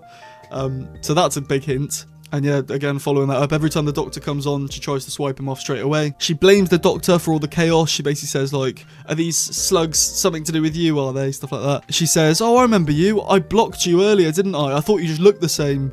But no, so, you know, saying, you know, all black people look the same because that's how it works, guys. When Lindy's talking to her friends and telling them that they need to get to the river to be saved, she says that when this is over, he is going to get disciplined, talking about the Doctor, which sounds like what it sounds like, sadly. And then, of course, the not going with him at the end as well is a big giveaway. She chose literal death over getting in a box with a black man. So, Lindy doesn't sound like the most pleasant person in the world, does she? You know, at the end of Titanic, everyone goes, was there room for Jack on the door? Was there room for Jack on this plank of wood that Rose was on at the end? And everyone goes, yeah. There was room for Ricky September in the door. I'll run it back for you now. Lindy is about to get killed by these dots, and she goes, his surname is Coombs. He changed it to Ricky September when he hit 500,000 followers or something like that. C comes before P, kill him before you kill me. She then puts the last code into the door and walks out and looks at him and goes, He could have got out that door in time. He could have escaped as well. I think there was definitely room for Ricky to have got through. That's my thoughts anyway. Let me know if you disagree. Do you think there wasn't room for Ricky September, or maybe prove me wrong? Is it like the dots would have attacked him if he went anywhere near or something like that? But I think Ricky September, come on, you could have easily got out of that situation, mate. You could have done that, I'm afraid. On to Rogue.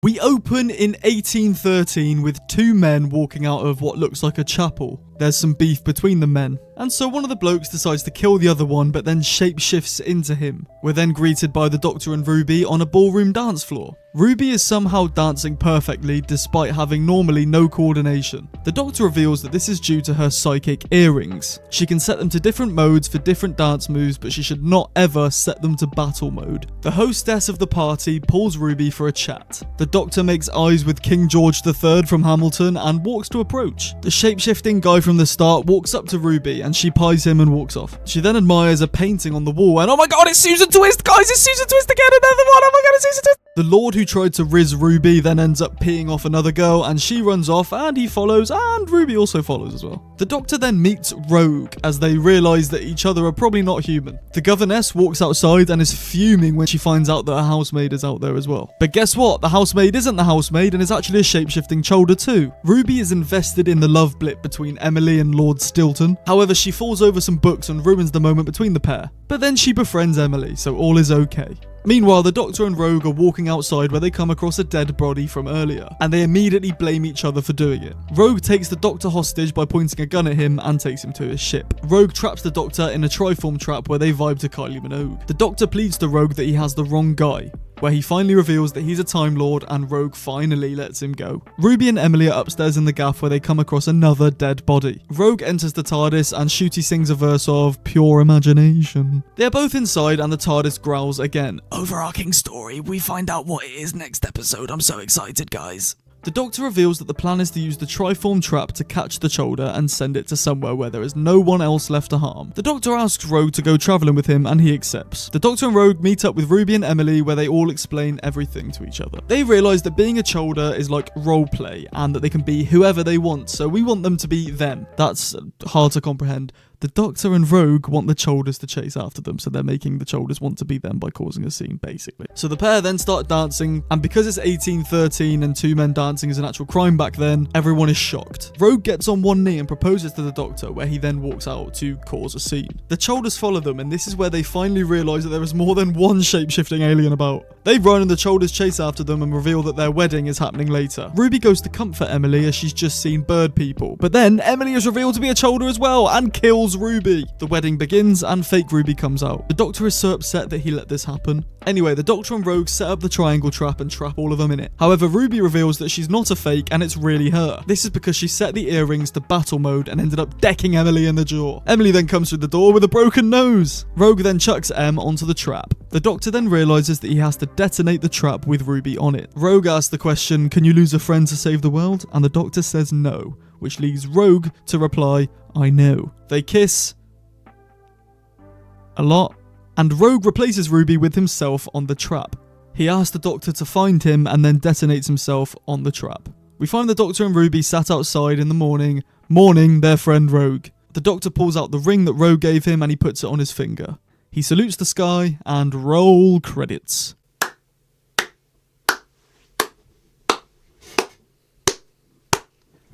Oh boy. Wow. Wow. This is by far the best episode of the series for me personally.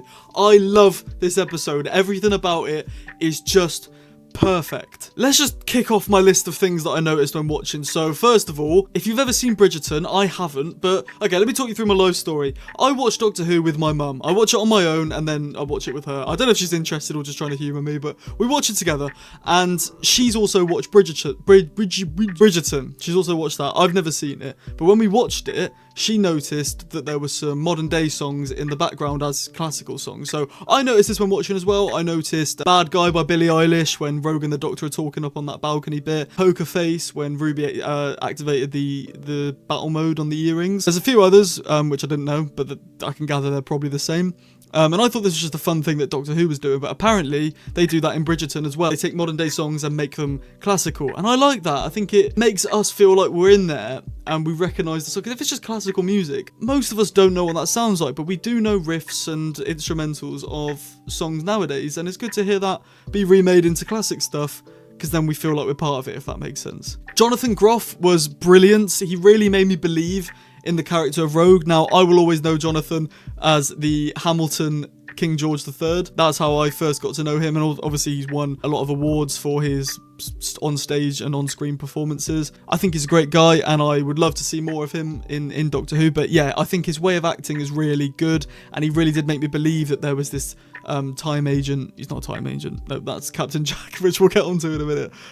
He is a bounty hunter, and he made me believe that there was this bounty hunter out there called Rogue who had lost someone and was willing to travel with the Doctor, but was also very courageous, as at the end he sacrificed himself. He made me believe in that character and that it was real, and I love that. Now, speaking of Captain Jack, like I just did, lots of people, before the episode even aired, before the series even aired, saw Rogue in the trailers or through leaks or whatever, and just basically assumed that we were just going to rip off Captain Jack, because obviously there's been some controversy over the years with John Barrowman, and if we should have him on the screens or not. I really don't know much about the situation, so I don't really feel like I can comment on it properly, but a lot of people thought we were going to just do Captain Jack again without John Barrowman, and it does sort of feel like that, but it also can be a new character. Like, I could see this being a recurring new character, which I guess is what they mean by redoing Captain Jack, but there are different traits about them. Captain Jack did tend to flirt with everyone he came across, whereas I don't think Rogue's the type to do that, even though him and the Doctor are flirting the whole way through the episode, but I don't think he's the type to just do it to anyone, if that makes sense. I did notice a little contradiction. When Rogue is holding the Doctor hostage with the gun and taking him to his ship, he calls the Doctor Doc, and the Doctor goes, "Ugh, no, don't ever call me that, ever again." Bit less dramatic than that, but are we just forgetting Graham and how Graham called the Doctor Doc in over three series? Little contradiction there. Maybe he just liked it coming from Graham, and you know, the King from Hamilton says it, big no, but you know, the guy from The Chase, he can say it no matter what. When Ncuti started singing Pure Imagination from the Chocolate Factory film, come with me and you'll be in a world of pure imagination. Banger. Absolute banger. I love it. It's one of those really nice feel-good moments of Doctor Who. Like, you watch it, you do just feel good inside. Maybe I'm just weird. Okay, going back to Bridgerton, touched on it a little bit at the start. There was a lot of mentions, like physically name-dropping Bridgerton, which I don't think is anything to do with BBC at all. So it's not like they're trying to promote it like Bake Off. That's not on BBC anymore either. What's on BBC? The Traitors. If there was a character, like last series, well, this series we're watching now, Ruby's mum throughout the whole thing is painted to be this like hooded figure. If someone said, oh, she's like Claudia Winkleman from The Traitors, funny joke, because it links to BBC. But I don't think Bridgerton has anything to do with BBC, and Ruby name drops Bridgerton. I counted 3 times, but it might be more, and I might have just missed it. Like at the start, when she's dancing with the Doctor, she's like, oh, it's so Bridgerton. And then when Emily and the Lord Stilton bloke fall out, she goes, oh my god, it's so Bridgerton. And then there's another one at some point as well. Yeah, roleplay, like actual Bridgerton or something like that. I just think, bro, stop name dropping Bridgerton. We get it. You're in an 1800s ballroom. Stop naming Bridgerton. Oh my, Bridgerton. Oh my. Lions and tigers and bears. Let's talk about the ending. It had me teary in my bedroom at 2 a.m. on a Thursday morning. I think, for me, when Doctor Who makes me upset is when it is real and I feel it. People criticised this episode saying that there wasn't enough time to develop Rogue and the Doctor's relationship very well. I think the writers did what they could with 45 minutes. It's hard to adapt a relationship between two people over 45 minutes when you've got an A plot, a B plot, and a C plot. So, you know, if you don't know what A plot, B plot, and C plot is, just quite self-explanatory. A plot is its own plot, B plot is its own plot, and C plot.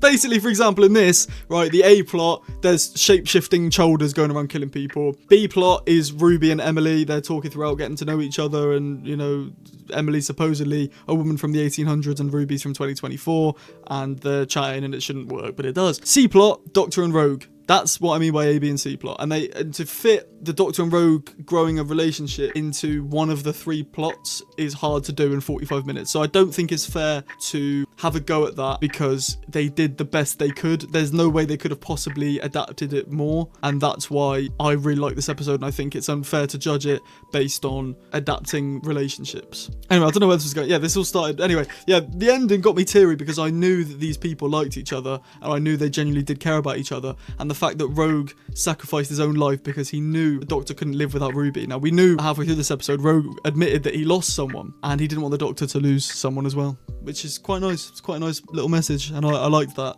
and it got me a little bit in my room. Right here, in this exact same spot, I was writing my notes, and yeah. If you want to see my notes, by the way, this is what my notes look like on the side.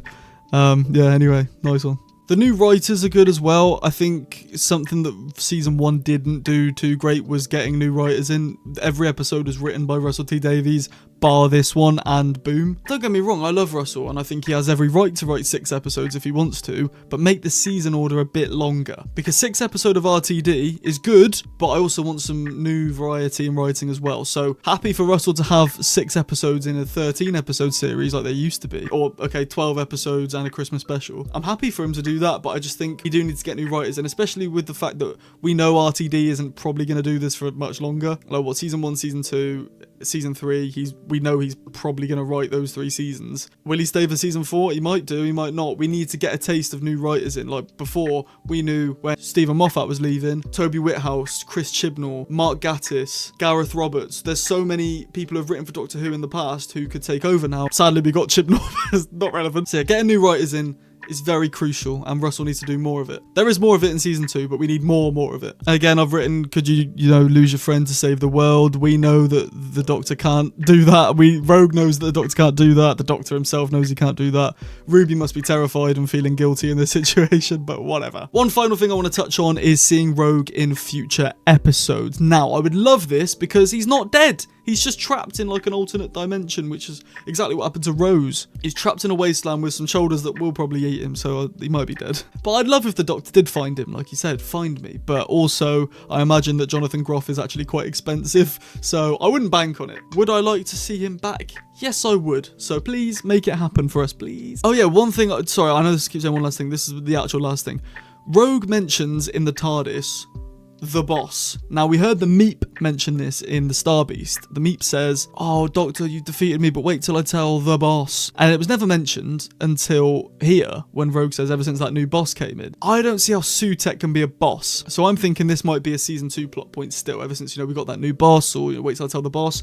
Could it be Mrs. Flood? Could be. Don't know. So I'm excited to find out who the boss is. Is it Omega? That's a theory, so we'll find out. Let me know your theories in the comments below on who the boss is. But yeah, this is by far my favourite episode of the series. I mean, not just Jonathan Groff, but just everything about it, I think, is just magical, beautiful, great storytelling. My finger's not in shot. Magical, beautiful, great storytelling, great dialogue, great plot twists.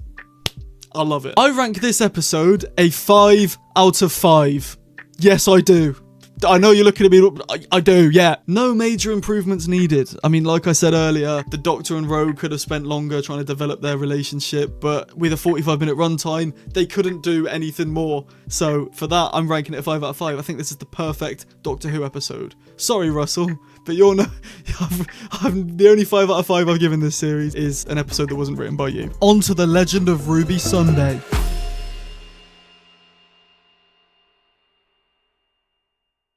We open with the TARDIS zooming through London. It lands in UNIT and the Doctor greets everyone, including new member of the team, Harriet. He then tells them that everywhere he lands, a woman appears. But UNIT are already one step ahead and have eyes on her already due to S Triad being an anagram of TARDIS. Because her name is Susan, Ruby suggests that this could be his granddaughter and ooh, cute titles. Susan Triad is the name of the woman and she has a software that she's going to give to everyone for free and the broadcast goes live in 2 hours. We find find out that Mel is working for Susan Triad, and apparently Susan is actually quite nice. The Doctor then says that there is another mystery woman, Ruby's mother. Ruby says that she has some CCTV footage on the VHS of the night she was left at the church, and UNIT can use their magical technology to sharpen the image. Mel takes a DNA sample by shaking Susan's hand, and Carla decides that she wants to come to UNIT too. So Mrs. Flood arrives to look after Cherry. Cherry wants a cup of tea, but Mrs. F goes all weird and breaks the fourth wall with her eyes again. And now, he waits no more. The Vlinx confirms that Miss Triad is a human from Mel's sample. Ruby then arrives with their CCTV footage, and Kate takes the Doctor to a time window. They start the machine up and get projected back in time. Ruby's mum approaches, looking more trickster than ever, and the TARDIS is solid, meaning that its memory is very strong. The Doctor sends one of the colonels to look round the back of the TARDIS to see Wagwan. However, by then, everything finishes and Ruby's mum walks away, and they never saw her face, and all hope is gone. Then the TARDIS has a big glowing red thing around it, and the colonel from Cheetah Mill starts whispering menacingly.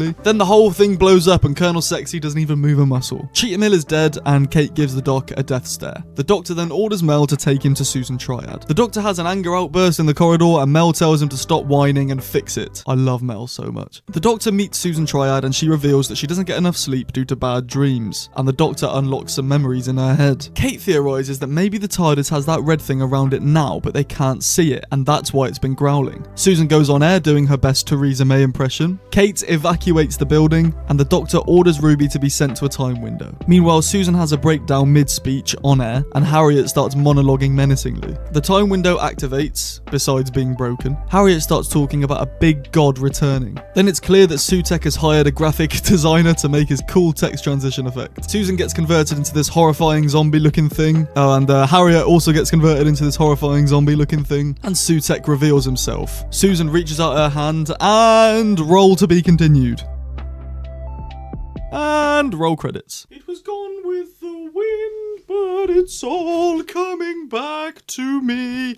It's all come back to me this episode. I remember how much I actually really did enjoy this series, and this was the definition of getting me hyped. Let's just start off by something that I didn't really pick up on the first time round, and it's when the Doctor first arrives at UNIT at the start of the episode, and he greets everyone. It's clear to me that they've got a good bond. Him and everyone at UNIT have got a great bond. First of all, he hugs Rose and says, "How's your uncle?" referring to himself, which I quite liked. He then says, "Rose meet Ruby," 2 different shades of red. He hugs Kate. He compliments Colonel Abraham, Colonel Sexy, on if he's been working out. He then shakes the hand of Harriet. Morris, he meets Morris for the first time. It just feels like one big family to me, and I love that so much. Now, another continuity error, right? Like last time we did this with Rogue. In this episode, Morris calls the Doctor Doc, and the Doctor's fine with it. Now, maybe it's because Morris is a literal child, but he has an issue, big issue with Rogue calling him Doc. But Morris is fine and Graham's fine, so maybe it was just flirting. Maybe I've misinterpreted this. I don't really know what flirting is. I really love the banter between characters as well. I mentioned at the start, you know, the whole like, Colonel, you've been working out sort of thing. But I also love when the Doctor needs to go to a time window to see the CCTV footage. And he says to Kate, "Kate, do you have a time window?" And she goes, "Are you specifically told UNIT in the 70s that we were not allowed time windows?" And he goes, "Yeah, but do you have a time window?" And she goes, "Yeah, 2 floors down." I like that. I love that so much. And it just shows, you know, UNIT do break rules, but it's not a big deal. And I just think the character dynamic is so good between these two. Ever since they met, they've always had a great dynamic, even through the Chibnall era, alright, even through then. I want to take you back to my first time watching this episode. Now, obviously last year, the episodes aired at midnight on BBC iPlayer. Now, during this, I was on a content trip. If you know what a content trip is, I have multiple other YouTube channels that I run with my friend, and we meet up every now and then, because we don't live in the same town. We have to meet up every few months and film a huge bulk of videos and podcasts, and that goes out over the next few months until we meet up again. This episode came out on a meetup, so it came out at midnight, and we were all up, busy, whatever, drinking, smoking. We weren't smoking, but we were drinking, and we went to sleep. And on Saturday morning, I woke up at like 10, and I was like, "Oh no, I missed it. I'm gonna get spoiled." So I just stayed off social media for the rest of the day until about 3-4. We filmed a load of videos, and in between filming videos, we like to have a little nap because we do get tired. It is a lot of energy going blah, blah, blah, for like 3 hours. So he went for a nap, and I was like, "I'm taking this. This is my moment to watch Doctor Who." And I watched it, and I was so hyped. I don't get hyped. I'm very much an emotionless person on the outside. I feel the emotions, I don't show them off. But I was like, boom, and I was like in my chair, like freaking out. I woke him up. It was crazy. All he had to say was, "Oh my god, it's Eric from Sex Education." But yeah, I was so hooked. I was so excited to see the reveal. Now, this is where it comes in. Now, we'll talk about this more on the next review, the final episode of this series, because a lot of people think the payoff in the part 2 wasn't great, and it was wrong for Russell to get us this excited. I don't know if I agree, because I watched this episode last week, or 2 weeks ago, for my own personal rewatch, and then I watched it again last night to write the script for this video. I think that the hyping us up is actually a really good thing, because even if the payoff isn't great, we were still hyped. It's better than not being hyped at all and having a bad payoff, or not being hyped and having an okay payoff. I'd rather be super hyped and maybe a little bit let down, because then I watched it back and still felt that super hype. Every time I watch this episode, I still feel that super hype. So I don't think Russell's in the wrong for hyping us up. I don't at all. Okay, let's talk about Mel and why I love Mel. Now, if you watched my 60th specials video, if you didn't, there's a card up here somewhere. Click on it. We can watch the 60th specials review that I did. I loved how Mel ended. We had Mel in the giggle. She was chilling with the nobles. She finally felt like she had a family. If you don't know the backstory of Mel, she doesn't have a family for reasons that are very dark. You can look into it. And she finally found her family in the giggle, in the nobles and the Doctor and the 14th Doctor. But I'm glad they brought her back, because she's very much different to Ruby. Mel is one of the kindest souls you'll ever find, but she does have the ability to call out the Doctor. Take, for example, when he has his little fit and he punches the wall and he's like, "I'm the reason that Colonel died." Mel stands up and goes, "Are you finished?" And that makes me think, oh, okay. This is like a mum telling you off, being like, "What are you crying?" And she goes, "Stop whining and crying about it. Get up and fix it." Which might be Russell T Davies digging at us, the audience, for complaining that Ncuti cries too much. But also, I just think Mel has the ability to call out the Doctor, which is very different to the Doctor and Ruby's relationship, because Ruby, in that situation, I feel would have just sat with the Doctor, put her arm around him and cried with him, which sometimes is good, but sometimes we need the little sharpness between the characters, where the companion goes, "Listen, yes, that man died, yes, it was due to your actions, but you need to get up and sort this now. You need to sort the rest of the world out, and then you can cry about it later." And I like that from Mel, I really do. So let's talk about one of the newest members of the team, Harriet. This reveal took me by surprise. Now, the only reason I didn't suspect that she was part of something, my mum did. When I watched it with my mum, she suspected it straight away. She was like, "Okay, Harriet, she was introduced straight away.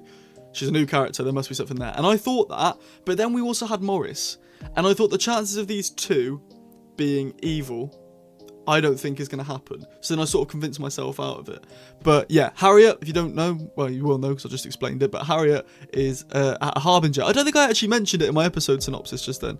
So apologies, yeah, I don't think I mentioned that. Yeah, Harriet, her name changed to Harbinger. Harriet Harbinger, like you remember from The Devil's Chord. And we've definitely got one of those in episode 2 of season 2 as well. So I'm looking forward to that. But yeah, the reveal took me by surprise.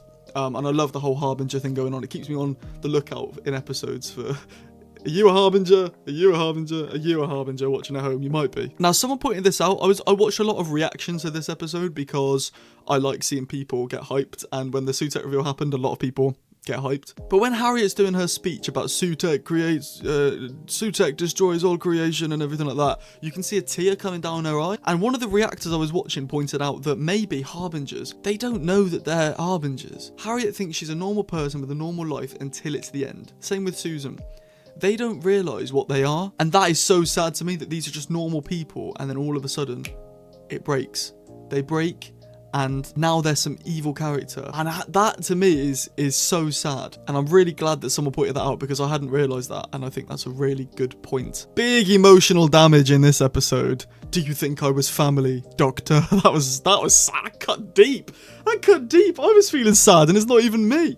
But yeah, basically Susan, when she converts into the skeleton person, holds her hand out and she goes, "Did you think I was family, Doctor?" And it's sad considering the Doctor spent a lot of this episode convincing himself that she was Susan, because he plays it off to Kate like, "I don't think she is, because the probability of traps rising," but I think deep down he does think that it is, and this is a setup. You know, triad, TARDIS, Susan, it's a way of trying to get him to find her. Just sad, man. Imagine you have no family and you think one of them's come to see you, and it turns out to be your worst enemy you've ever faced ever. Now let's talk about the reveal quickly. Now, Sutekh hired a graphic designer to make the S-Triad technology, Susan Triad technology, Susan technology, Sue technology, Sutekh. A lot of people kicking off because the Doctor says it was the wrong anagram, when Sutekh isn't an anagram of Susan Technology at all. Sutekh is the analogy. Suetech. Sutekh is the anagram. I said analogy, didn't I? I meant anagram. Sutekh is the anagram, and then the K comes in at the end. So I don't know what to think of that, but I just love the idea that Sutekh sat on the TARDIS like, right, before I make my great reveal, I need to hire a graphic designer to type out Sutekh, Susan Technology, Susan Triad Technology. And yeah, I find that quite funny. But the build-up was class. Harriet's speech about all the gods was amazing. You know, there is the toy maker, the god of games. There is Trickster, god of traps. There is Maestro, the god of music. There is the Mara. Then the threefold deity of malice and mischief and sorrow, whatever it is, and something like that. And I like that. That was quite cool. Although I was hoping this reveal would be the Trickster. And when she said Trickster, god of traps, I was like, okay, well, it's not going to be Trickster then, is it? And finally, let's talk about Sutekh himself. Now, he looks incredible. Now, I watched Pyramids of Mars before season 1. It was weirdly just one of the episodes I went and watched before the season aired, and I watched it. I don't remember Sutekh being a dog. Sutekh was a god who occasionally had like a dog face, but I don't remember him actually being a dog. He wasn't even a god back then either, but he was a big enemy, and I don't remember him physically being a dog, which he seems to be throughout this and Empire of Death. I don't hate it because it's clear the Disney budget's come in and he looks well good, but I don't remember him being a puppy dog in the fourth Doctor series, but you know, whatever. So this is definitely my second favourite episode of the series. Now, people say that they cannot rank part 1's too high because it's sort of just half a story, but I'm going to take this on par, just like I did with 73 Yards, and I'm going to rate it based on vibes. And this episode had a lot of vibes and a lot of hype around it. And that's what I love about Doctor Who. So I'm going to rank this episode a 4.7 out of 5. And I mean that from my heart. I do think 4.7 out of 5 is my ranking for this episode. On to Empire of Death. Ooh.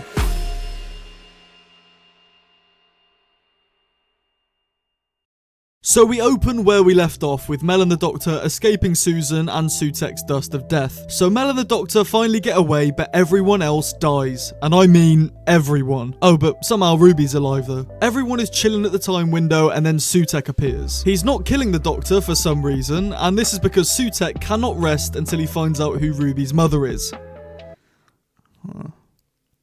Nah, makes sense. The Doctor and gang dip into the TARDIS, which is somehow here now. But it's the memory TARDIS from Tales of the TARDIS, because that makes sense, and it isn't just them trying to make the most out of this set, which obviously costs quite a lot of money. The Doctor sits and admires the dead universe that he essentially caused. Long story short, Sutekh planted Susan Triads everywhere the TARDIS landed, and now all the Susans are blowing the death dust. Okay, you got it? Sound. Anyway, the whole universe is gone besides one woman on a distant planet. The Doctor has a chat with the woman, and the woman has forgot her daughter's name and has now realised that she is dead. She gives the Doctor a spoon because he needs some metal. The Doctor uses the spoon to power a screen inside the memory TARDIS, and it's at this point that Mel starts hearing Sutekh's voice in her head. Oh, please don't kill Mel, please. She's my favourite. The screen shows Roger Ap Gwilliam from 73 Yards. The Doctor now remembers that Roger made DNA testing compulsory when he was in charge in 2046.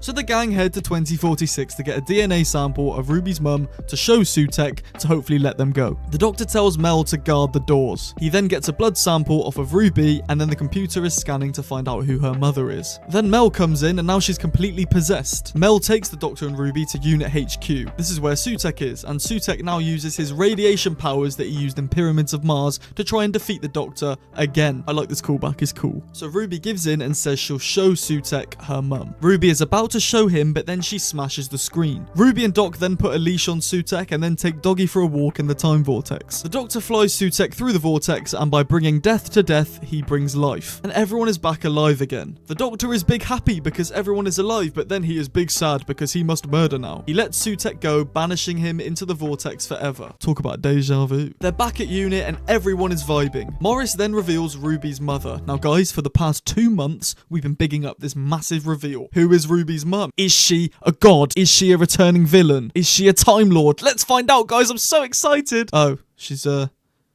just some guy. Alright then. The Doctor takes Ruby to go and find her mother and says that they shouldn't meet as she made her choice a long time ago and Ruby should respect that. However, Ruby doesn't listen and goes in anyway. Ruby and her mum reunite, and it's well sad. The Doctor looks sad. Ruby then tells the Doctor that she can't travel anymore due to the fact she has a family now. They do emotional goodbye, and Ruby cries, Doctor cries, and we cry. Mrs. Flood is now on the roof in Romana's coat, foreshadowing season 2. Ooh. She bids us goodnight, and roll credits.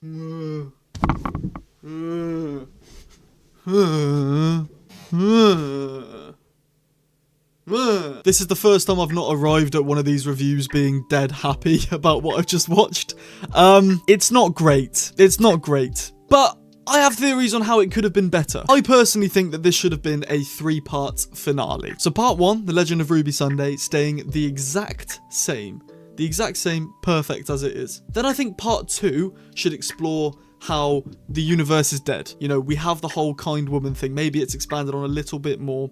We have the Doctor realizing universe is dead. Everybody dies at the start. Maybe everyone dies at the end of Legend of Ruby Sunday, whatever. It's not really important. The second episode, just focusing on dead universe, and maybe the gang come up with some plans on how to defeat Sutekh. They realize, you know, Roger William, he brought the DNA sample in, so, you know, we keep that. They go to the chapel, they fight, they do the DNA testing, keep that. And I think the cliffhanger for episode 2 should have been Mel being possessed by Sutekh, and the screen saying DNA sample, Miss Ruby Sunday, next of kin, and it's like, oh my god, we're about to find out who Ruby's mum is. Oh, Mel's possessed now, what's gonna happen? Wait a week. That should be the end of episode 2 and the 3-part finale. Then I think the whole of episode 3 should be one continuously long battle between the Doctor and Sutekh, because the main criticism for this episode, well, actually the main criticism is Ruby's mum, but the second main criticism for this episode is how easily Sutekh was defeated by just being taken on a walk, and I can sort of understand. As much as I do like the whole, you know, you bring death to death, you bring life, I think that's quite cool, but I do think, yeah, they are right. Sutekh was defeated. For how much he was bigged up to be this massive,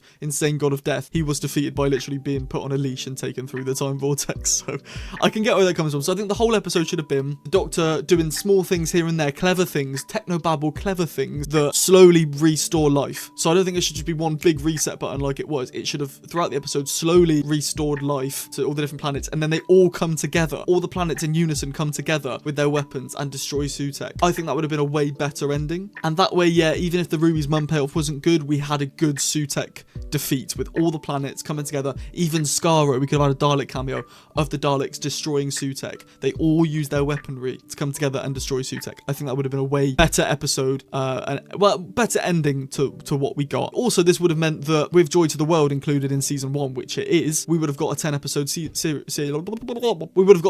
series, which is what we've all been wanting, really. That's what Jodie had, and I feel like we should have had that rather than 8 episodes, but it's fine. So I would have preferred that, yeah. And also I think it would have shut the fans up who like to complain about things all the time. Because let's be real, yes, Sutekh's a massive god, and he was defeated quite easily, but that's Doctor Who. When does that not happen? Let's talk about The Kind Woman. It was heartwarming when I watched it for the first time. I watched it on midnight release in this very chair. I actually filmed my reaction. Maybe I could find it and stick it in. My reaction to when I found out who Ruby's mum was. I was very disappointed. It's just a woman. It's just a woman. It's just a woman. A big reveal. Ruby's mum is just a woman.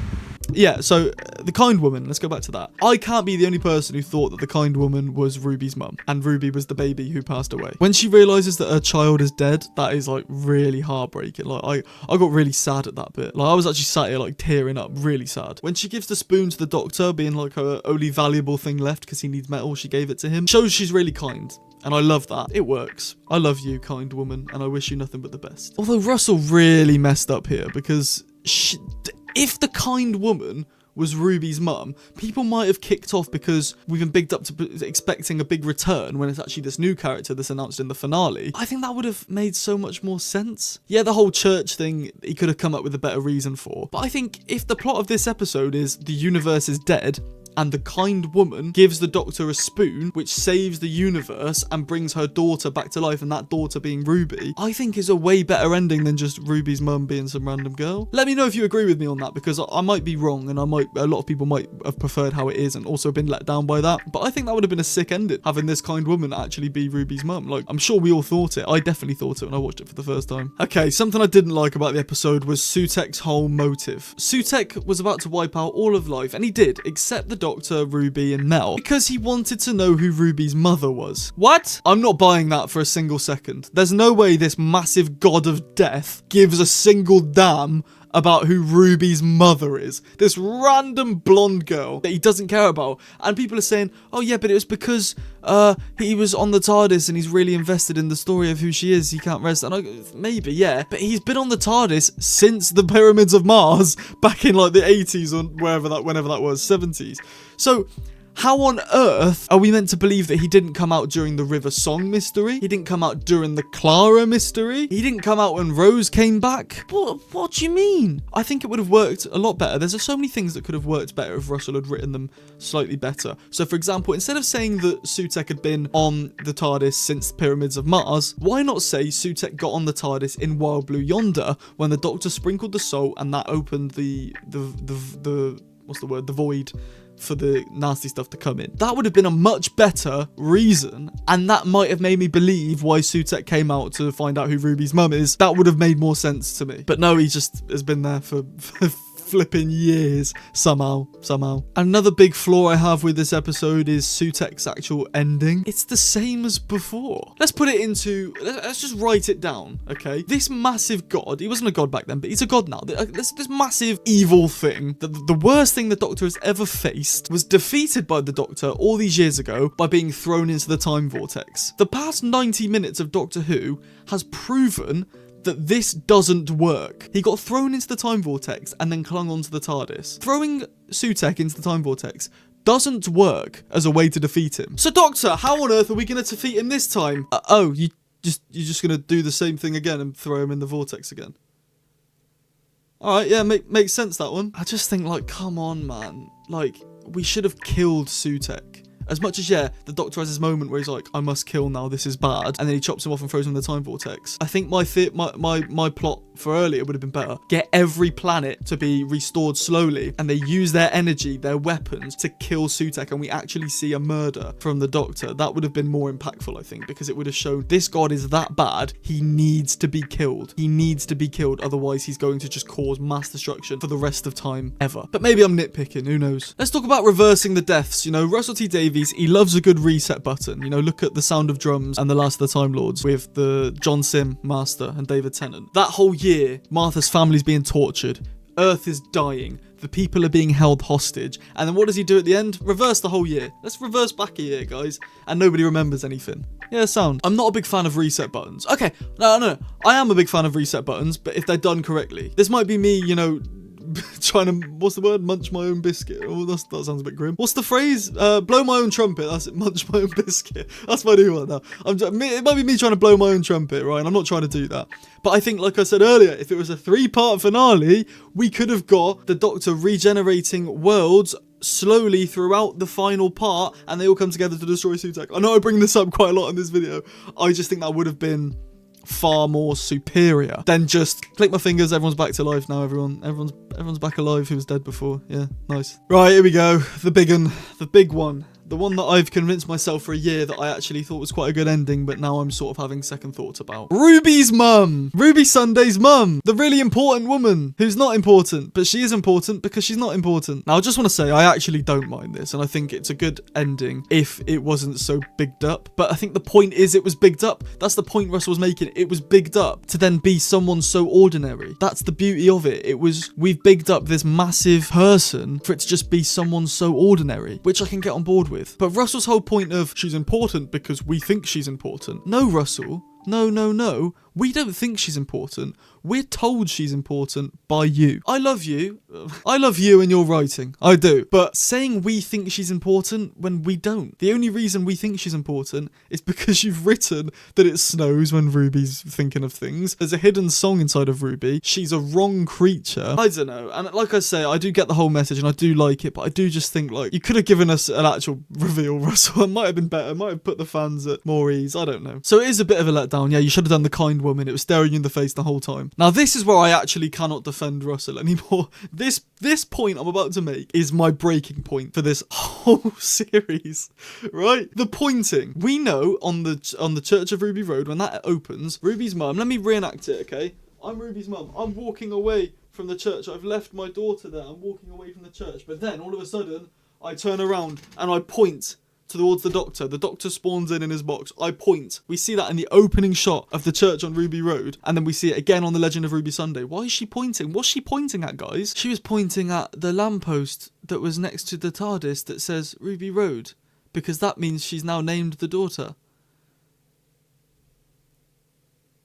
What? There's so many plot holes. I'll save the best till last, but let's just begin with this. First of all, there was no CCTV pointing at her anywhere, so nobody's witnessed her pointing and calling her Ruby because she's pointing at Ruby Road. So that's bloody stupid, isn't it? Nobody's witnessed her pointing at this sign, so nobody knows besides her. So if Ruby got named Cheryl or something by the adopted mum, then that whole pointing would have had no meaning, no purpose. Second of all, if you want to name your daughter after the road, write a note. You're leaving her at a church. Just write on a piece of paper and go, "Hi, this is my daughter. I'm sorry, I can't look after her. I need you to take her in, but please just do one thing for me. Name her Ruby after the road." Why are you pointing at a sign that no one's witnessed you pointing at? And the third and most important point, there's not even a bloody sign there in the church on Ruby Road. There's no sign there. What's she pointing at? She's pointing at nothing. There's no sign. Sorry, I don't mean to get wound up. But the whole point is she's pointing at this sign to name her daughter after the road, when in the original episode we see the pointing in, there's not a sign that she's pointing to. She's pointing at thin air. Oh, I'm gonna have like a heart attack. Oh, I've just pulled a muscle or something. Just come on, man. It's just, my only hope is we know Ruby's story's not over yet. I'm hoping there's an explanation that her dad is somebody important, that the sign maybe gets explained and explored more, because it just seems so obviously stupid to not have a sign there and then magically have a sign there at the final minute. That doesn't make a good reveal. That just makes people angry. So I'm sorry, RTD. I love you normally, and I don't mean to be slagging off your writing. But like, when something is that obvious, just think, I'll scrap that. Or, I don't know, we'll just edit a sign in on the Christmas special beforehand. I just think, come on, man. Come on. However, I will say the scene where Ruby and her mum reunite in the coffee shop did make me cry the first time I watched it. It made me teary the second time I watched it, and it did make me cry last night when writing this script as well. Do you want to quickly touch on just a couple more things? First of all, Susan Foreman.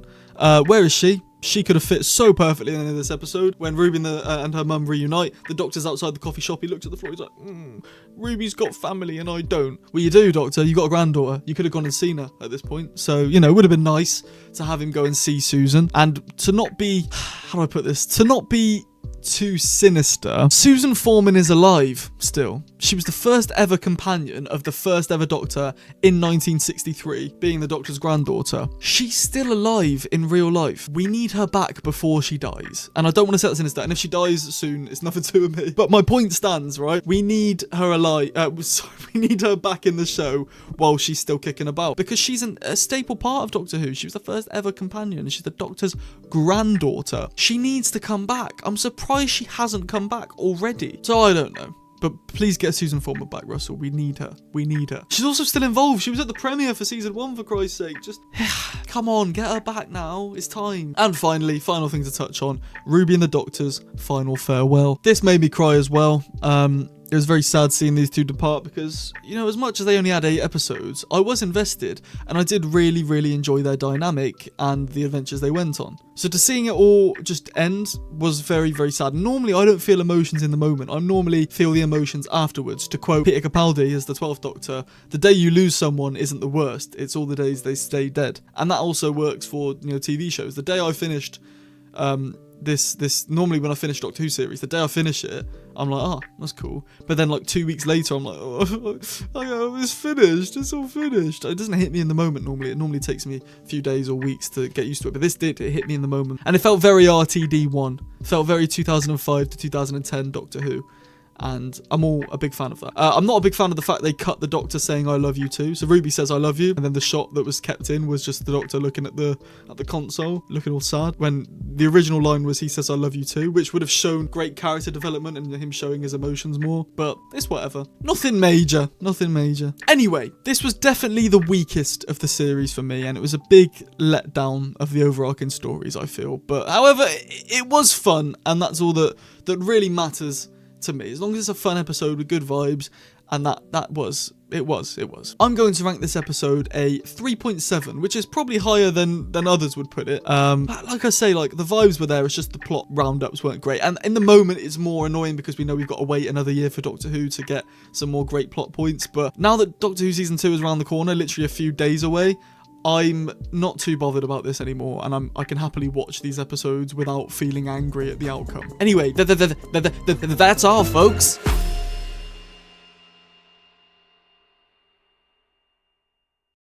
Okay, hello, it's me for a little bonus segment at the end. Thank you so much for watching this far, if you have already. Now, I've given my sort of rankings of like what I'd rate it out of 5 of all the episodes, but I think I'm actually going to do like a factual tier list as well, just as a little bit of bonus content at the end for watching this far. I didn't want to just leave you with re-uploaded content, and also just to sort of round off the series as a whole. So let's begin with Space Babies. Now, Space Babies for me, I'm going to rank this personally for me, okay? This is going to pee off a lot of people, but I'm ranking it for me, and not in terms of how good an episode is. I'm talking about how much I enjoy it personally. So Space Babies for me goes in A. It does. There's no lie about it. No meme, no scam, no lie. Space Babies goes in A for me. I bloody love it, and I think it is a very underappreciated episode because it's a bit silly, and there's a monster made out of bogies. Who cares? I don't. Let's move on. The Devil's Chord, I think Jinx Monsoon is a big up for it. I think Jinx Monsoon played the role very, very well. The role of Maestro was very key to get that role right, due to the fact that, you know, Maestro, they're a god, and it's important to cast gods correctly with people who can act like a god and make you genuinely believe in the character, and Jinx Monsoon did that perfectly. I believed Maestro was a real god of music, and for that, I'm putting it in higher end of A. I prefer The Devil's Chord to Space Babies.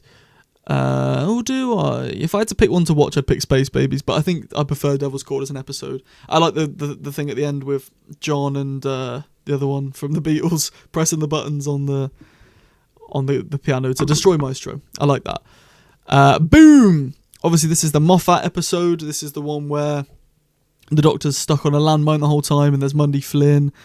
I like Mundy, and is it Canto? The guy, yeah, I think it's Canto, the guy who Mundy's got a love interest with. It gives us a good insight to Varida Sethu for the new season as well. I like their little love romance. The kid's bloody annoying, though. The kid is bloody annoying. And the plot overall is quite weak, to be honest with you. I like the episode, but I think the hype is very overhyped. So for me, it goes in B. Personally, please don't attack me. This is my personal beliefs. Okay, 73 yards.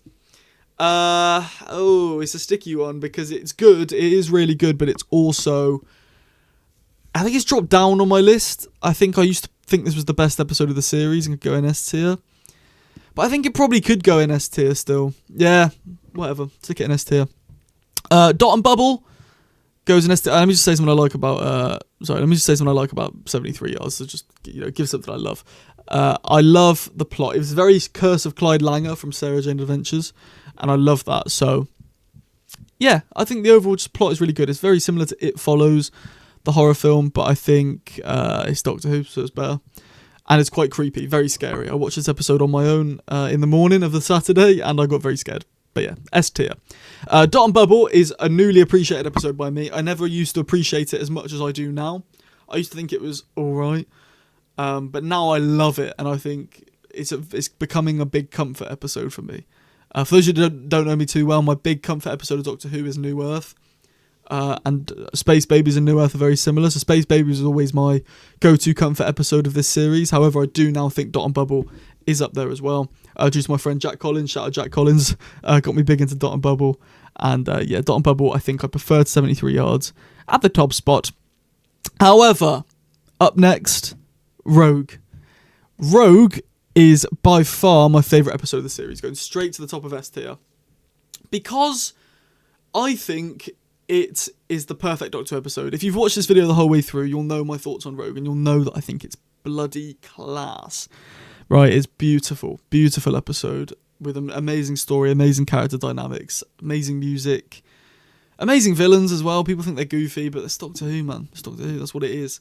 And Rogue to me is the perfect episode, and that's why it's at the top of S tier for me. Now, The Legend of Ruby Sunday also goes up there. Better than... is it better than 73 yards? Yes.